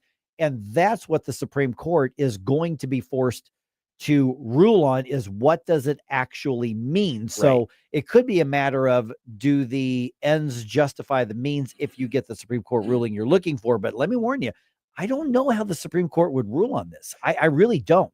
I think there are, and because we're looking at it's a quote unquote conservative majority, and the conservative take within the judicial branch is this idea of original intent and originalism, right? Is the idea that when the framers crafted the Constitution, they had an idea of what each of the amendments meant, what each of the provisions were intended to do, and the current interpretation of the of the Constitution must fall in line with the original intent of it. If you want to make changes, there's a mechanism to do that. That's the idea of the originalism within I think most of the conservative members of the Supreme Court. So there are, generally speaking, the originalist construction of the Constitution has a very specific ruling that you would have on any particular rule, question that comes before them. Yeah. In this case, there are two originalist interpretations of this amendment. One of them says, no, we meant anybody born here, is a citizen. And one is that, no, we meant people who fall under the jurisdiction of the United States, which has its mean one or both of your parents were citizens, right? Is one of the interpretations it's been, because this does go back to slavery, right? I mean, this goes back to no, slaves are citizens, right? They were under the jurisdiction and they were unjustly denied their rights and access under the Constitution. And so this that's amendment where it's corrects complicated. That, right? Yeah, this amendment was to correct that. And so I could see the Supreme Court going either way on the actual merits of the 14th Amendment. The conservative members going either way. Yes. Yeah, exactly. Now, I remember back before the elections happened that Missouri was working on changing the wording of our state constitution to say all citizens of Missouri, and change that to only citizens of for voting. Oh, right, for voting. Yes, that's voting. Right. Mm-hmm. Now, since I believe you need a 2/3 majority of Congress to actually get an amendment changed or updated, would this be something that potentially at the state level that we could add to our Constitution, saying you must, you cannot be considered a resident or citizen of Missouri unless you have at least one legal citizen parent? Probably not. Okay. Because of the interstate aspect of the Constitution. We cannot declare somebody a citizen or not a citizen in one state that it would have an effect, carry over to other states. Yeah. Because let's say, you're denied citizenship in Missouri, and then you move to another state, or you go to college. I'm just going to go to Iowa. I'm a citizen there. Right. The interstate commerce, restrictions, I think, kind of right. Yeah. That so that's why this has to be done at this level. Has to be done at the federal level. On Rumble, let's see here. Comment. It feels like this, meaning disregarding the Constitution, is what's been happening for a long time. Yep. No argument here. And now it's time to clarify the true intentions rather than the wonky interpretations. Mm-hmm. And that's one of the things that Trump is forcing. Yes. The president is forcing, is that on something like this, the Supreme Court's going to have to make a decision at some point. Now, we're probably looking at a decision in the next term. So we're looking at a 2026 probably decision on this by the time it moves from court to court. That's likely when we're looking at this.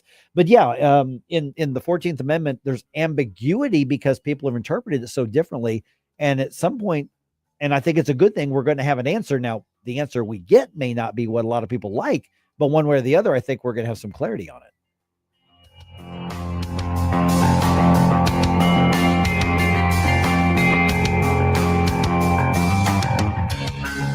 From the Michaels Flooring Outlet Weather Center. I'm meteorologist Leah Hill with your first alert forecast. Afternoon temperatures nearing 98 degrees under mostly sunny skies.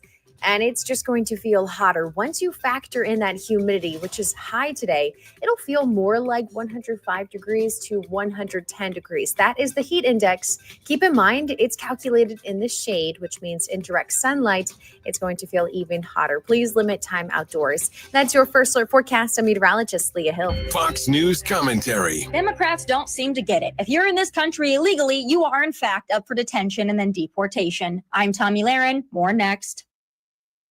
Sponsored by AxeCap Ventures. America, listen up. Gold prices are breaking records. With inflation raging and central banks hoarding, every American should own gold. And like President Trump said, whoever holds the gold makes the rules. AxeCap Ventures owns one of Nevada's largest undeveloped gold deposits and trades for pennies on the dollar. This could be your way to ride the gold boom. AxeCap trades under GARLF on the OTC. Visit axecapventures.ca today. Preferred and purposely misleading narrative from the Democrats is that those that are in this country illegally should not be detained and deported so long as they haven't been caught red-handed committing a heinous crime. Well, that's not the law, and it's not what we voted for. You don't need to commit further crimes once you've already come here illegally to be detained and deported. When Democrats cry and whine that ICE shouldn't be detaining illegals at the Home Depot or on the farms, what they're really saying is that we should all just play Russian roulette with the illegal alien invaders and give them the benefit of the doubt until they rape and murder someone, and then, even then, Democrats will still often turn the other cheek. These people were not vetted when they came to this country illegally. Why should they be given the benefit of the doubt? Someone please tell me. Now, the benefit of the doubt is given to family, friends, and milk that's a couple days old, not to illegal alien invaders. I'm Tommy Lahren, and you can watch my show, Tommy Lahren is Fearless, at Outkick.com. Hey, folks, the Clayton Sleep Institute and my friend Dr. Ojal back supporting free common sense conservative radio. ClaytonSleep.com. Treating the full range of adult and pediatric sleep disorders from sleep apnea to insomnia, restless leg syndrome, periodic limb movement, and narcolepsy. What an awesome place. New comfy setting for the sleep lab. ClaytonSleep.com, 314-645-5855. Better sleep, better life. NewsTalkSTL, the Hammond Institute for Free Enterprise, and the Young America's Foundation welcome Steve Forbes to Lindenwood University for an inspiring evening on how free enterprise and entrepreneurship make America great. Discover how free markets and small business drive innovation, prosperity, and opportunity. Thursday, September 18th at Lindenwood University Scheidegger Center for the Arts. And this in-person event is free. Reserve your tickets now at hammondinstitute.org. Brought to you by Mid-Rivers and West News Magazines. Hey, firearms enthusiast, looking for a family and veteran-owned shop with a wide selection of products and services? Head to DG Firearms, 115 Business Highway 61 North in Bowling Green. DG Firearms has been your one-stop shop for custom ARs, Cerakoting, laser engraving, gunsmithing, suppressors, ammo, and reloading supplies. DG Firearms, 115 Business Highway 61 North in Bowling Green, and online at dgfirearmsllc.com.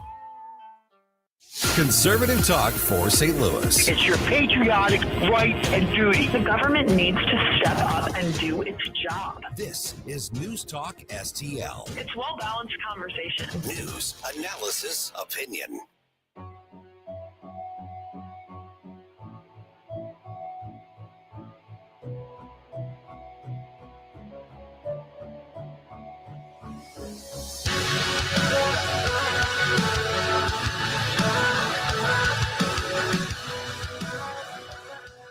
Hey, this is Larry Connors. Make sure you're listening later today at 6 o'clock on News Talk STL for my show, Larry Connors USA. Now, back to Mike Ferguson in the morning. All right, Uber is, it was Uber, right? Uber's in the news today.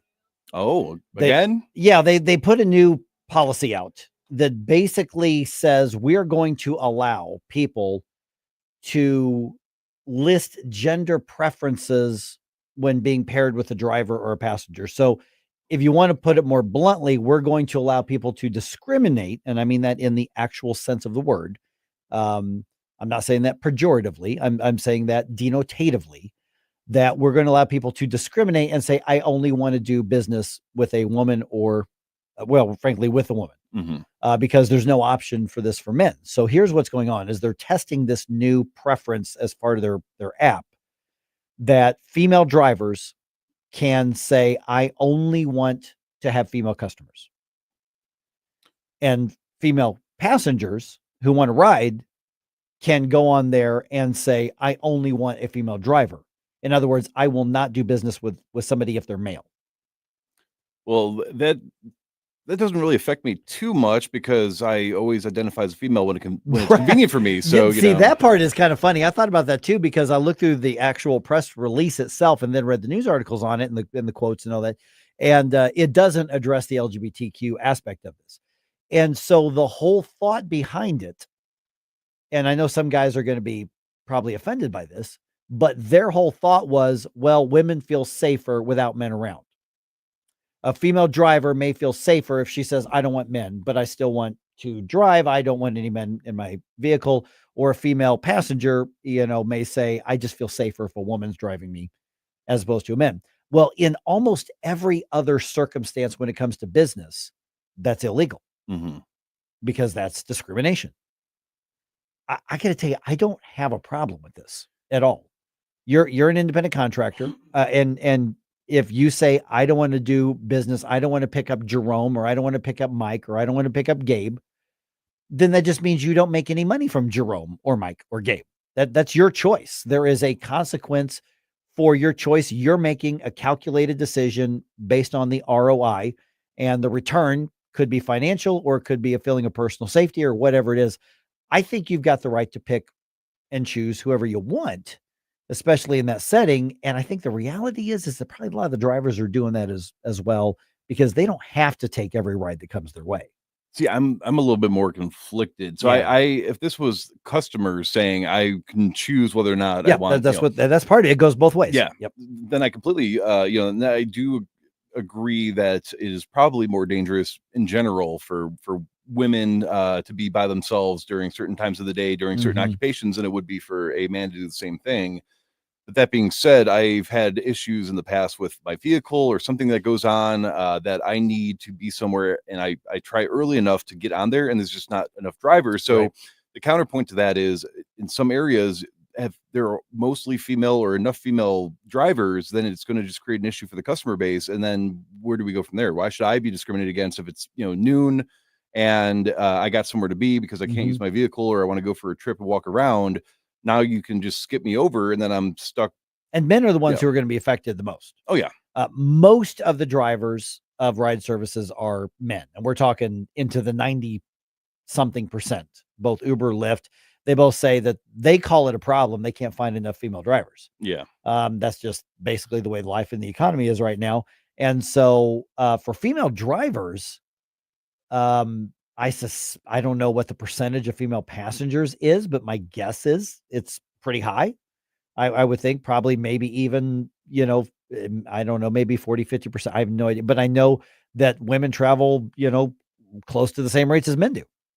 And so it's very possible that, so you're going to have basically, if a lot of women decide to do the self-selection, gender selection thing, then you're looking at the female drivers having a much larger share of the market to themselves if a lot of women go for this. And that, frankly, means that there could be a longer line for the female driven Lyft, like the women's bathroom, much longer line.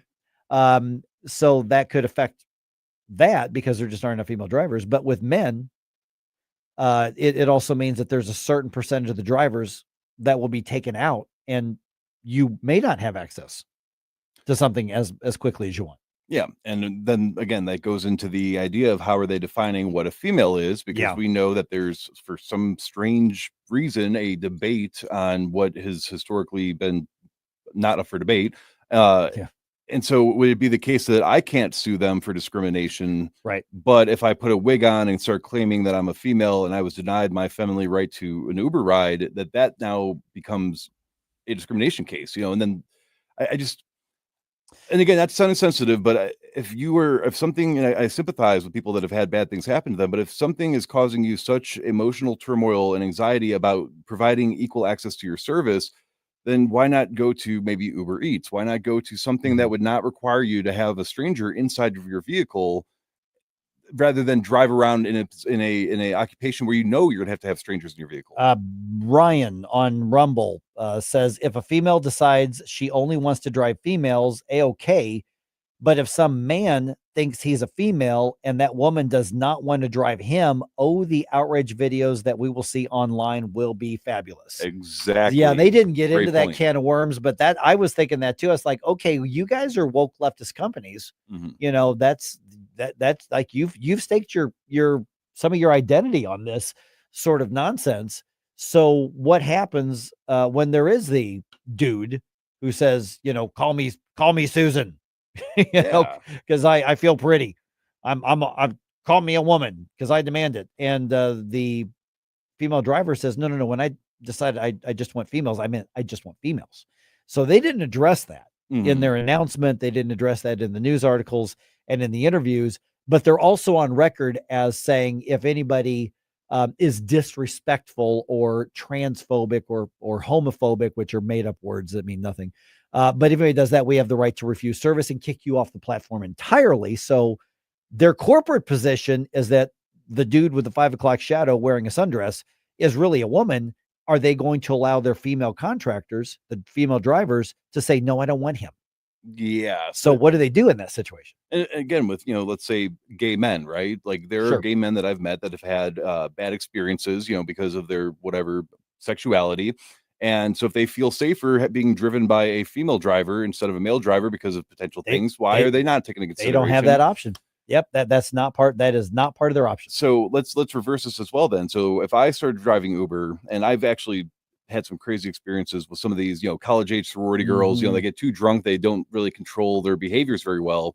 If I want to say, it's 1 a.m, people might be coming out of Ballpark Village and they might be very intoxicated. Can I turn off the females and only pick up the guys in the area? Or You cannot. No, I cannot. No. Yeah. But the females could turn off and say, I don't want the drunk guy. He may try to grope me. He may try. And see, that's the thing is that I get the safety worry. Yeah, no, absolutely. I 100% agree and with the that. fact of the matter is that when it comes to aggressive behavior, men are more aggressive than women. Yeah. Period. Oh, absolutely. Not that women can't be, but that's just a biological fact. Yeah. So I would default to, it's a free market and there are immediate consequences by you choosing to rule out a massive part of the population to do business with. You have an immediate consequence, and maybe that's worth it for you. So my position is, do I feel a little insulted if a woman says men are just too dangerous and scary? Sure. Mm-hmm. But I am far more interested in maximizing people's economic freedom. And if that's what they want to do, well, then the punishment is you don't get my money, and you're okay with that if there are enough women to fill that void who only want to do business with you. Okay. Yeah, I can definitely understand that argument then, because I guess maybe I'm getting too caught up on the quote unquote discriminatory aspect of it, because it just but it is a discrimination, because this is ultimately, even if they are independent contractors, they are still a representative of a larger conglomeration. Yeah, they're on that app. Yeah. They got to abide by the terms and conditions. So I'm assuming then that it would just not show that particular Uber driver or that particular customer whenever in a note versus it being like grayed out so you can't click on it or something, because that would be even more insulting if you're running late and it's like, well, not me, but I don't know. It's good mental exercise, and I guess we'll see how it goes. But I can immediately imagine some lawsuits might be. Yeah, I think that's inevitable. By the way, Jay Cause on Rumble says they can't address it because if they did, they would have to admit there are only two sexes, because at the center of this, it's about keeping women safe. So that's so true. They may have painted themselves into a corner and created the problem with their earlier woke leftist stuff. And the reality is that I have a feeling that, they can see who's requesting rides. I think, they can even cancel. I've had a number of times somebody started a ride and then canceled on me halfway there, which really pisses me off. But that's probably because, oh, look, here's a much more profitable one. Yeah. I'm going to divert over there to that. And we can see the drivers when they connect with you. So my guess is that there's probably some of that going on anyway. Sometimes freedom is a little messy. Sometimes freedom is, in this case, let's call it what it is, discriminatory in the free market. Yeah, men, do better so I can get a Uber ride when I need one. But from anybody, just get me to the airport. Also, quick reminder, it is last call for your Flashback Friday requests. So go ahead and send them to Jerome at NewsTalkSTL.com. We want to hear your favorite movie soundtrack from an 80s movie.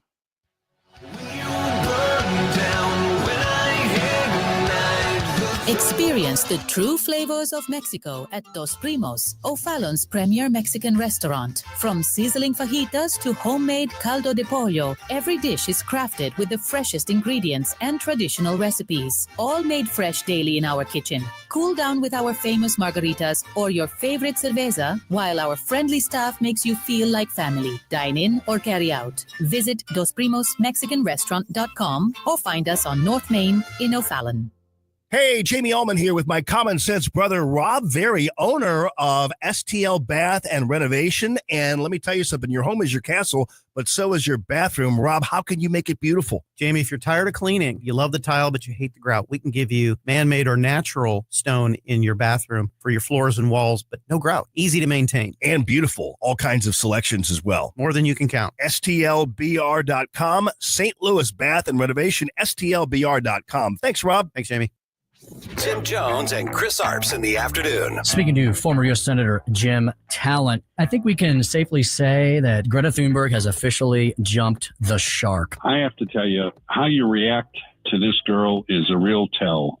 And Tim, can you imagine? I mean, I have two girls. Imagine if I'd come home and one of them starts lecturing me in this fashion. Tim Jones and Chris Arps, weekdays at 4 on News Talk STL. Connor Roofing, you can count on Connor. Connor Roofing is now a 2-time winner of the National Best of the Best Award for customer satisfaction for roofing, storm damage restoration, siding, gutters, both residential and commercial. Please visit ConnorRoofing.com for an estimate. And remember, you can count on Connor.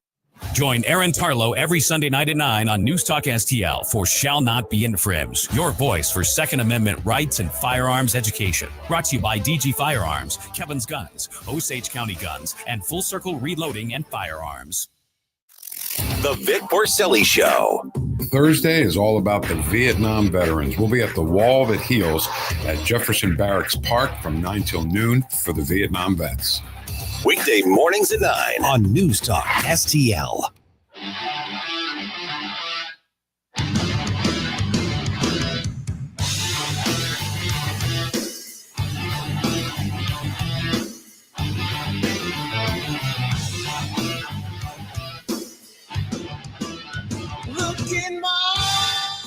Hi, it's Randy Tobler here. Pour a big cup of coffee and catch my show every Saturday morning from 6 to 9. Right now, it's back to Mike Ferguson in the morning here on News Talk STL. Did you see this thing out of Kansas City on this grocery store? Oh, something going on? Oh my goodness. Gabe was fired up about this a little bit ago. And it's back in the news, not even because of Kansas City. I think the guy, the mayoral candidate in New York City, that's Mamdani guy. Yeah. He's apparently about to win the mayor's race in New York City by overtly saying, elect me and you get a socialist government.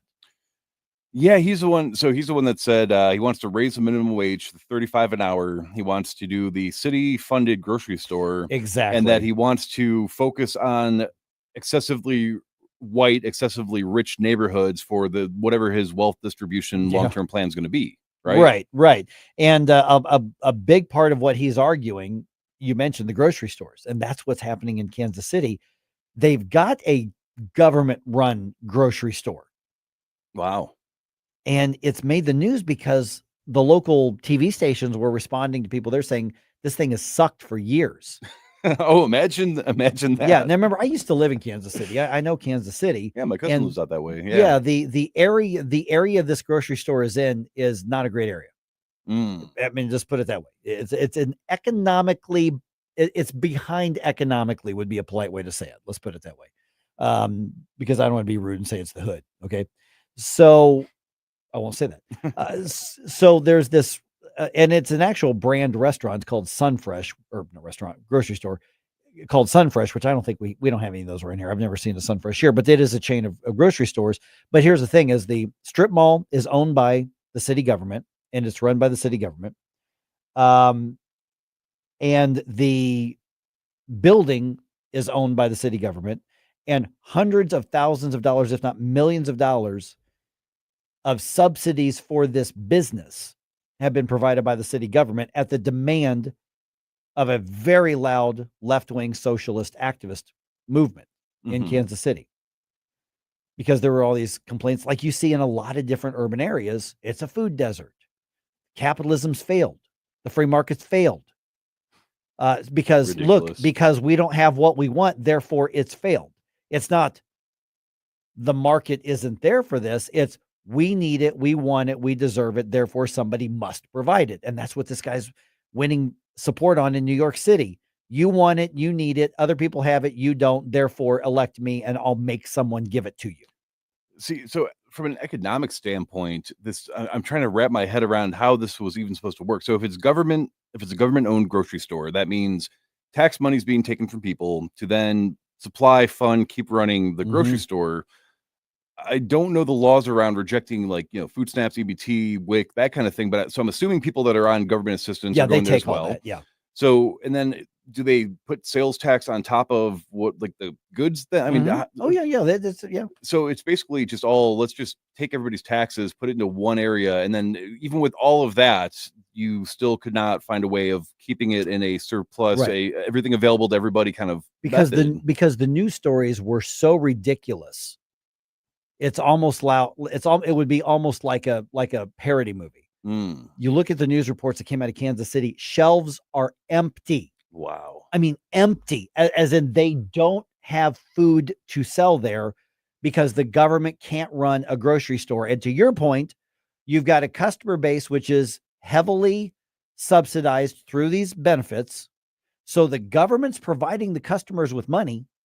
The government is funding the grocery store to buy the stuff, to sell it to the people that the government's funded. And they can't keep food on the shelves from a subsidized industry like the food industry. Right. Is. I mean, I used to be on the board of aldermen of a suburb that had a grocery store that said if it weren't for the welfare benefits, the SNAP stuff, food stamps, they wouldn't be in business because almost 50% of their revenue came from the government through snaps. I mean, that's how much it was. Jeez. And so in this area, I'm sure it's much higher that, if not most of it, majority of it. And so you have a built-in customer base who's being given money by somebody else, by the government, and they still cannot they still cannot keep food on the shelves because government's the one running it. You have a completely captive market.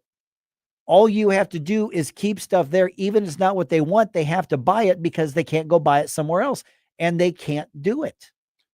And they say capitalism is the one's failing. Because capitalism is when the government takes your money and then redistributes it. And I try to do my best to support farmers markets, which to my knowledge are very much about the individual bringing what they have produced to the market.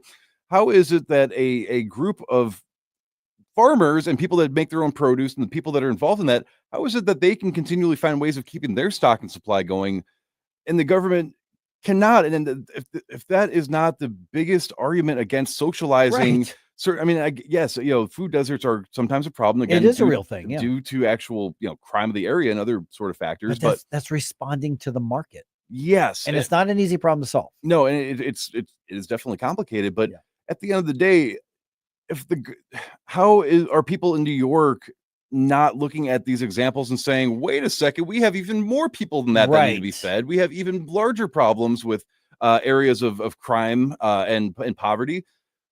And our government, already New York has not shown any sort of level of prioritizing the needs of New Yorkers over the needs of illegals and other groups. Well, so he's doubling down on the policies that have left tens of thousands of apartment units. And in a city like New York, apartments are far more normal.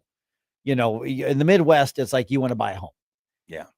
In places like New York, a lifetime of rental is very normal. That's just part of the economy out there. Yeah. And there are tens of thousands of apartment units that are empty because it's less expensive for the owners to leave them empty than it is to do all the upgrades and repairs to stay within code, because they're not allowed to charge a market rent because of socialist policies that say you can't raise the rent more than this, or your rent stabilized and you're not allowed to charge more. And they say, well, but if I spend $50,000 upgrading or renovating this, I'm never going to make that money back.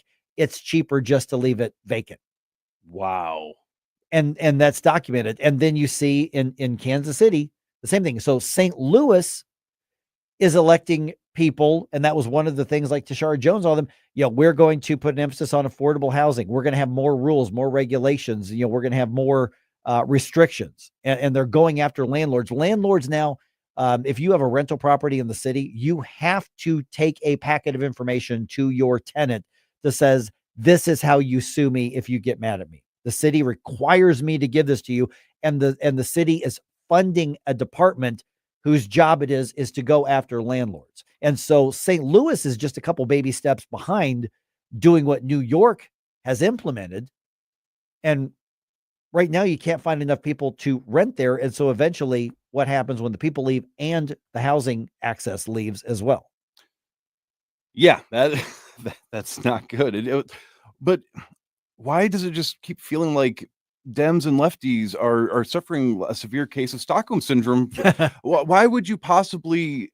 How could you possibly look at the past several decades of large blue majorities in large cities that were once prosperous in the eye of the world in some cases, see what's become of that, and then still say, yeah, I'll vote for that again? I mean, come on. The free market is how you have your own autonomy and your own individualism. I don't get it. K through 12 indoctrination, Orange Man bad, the academy continuing the activism and indoctrination. This isn't accidental and it's not immediate. This goes back to the Alinsky tactic. That's generational. That's why it's going to be so hard for us to break the mindset. We've got to educate the younger generations.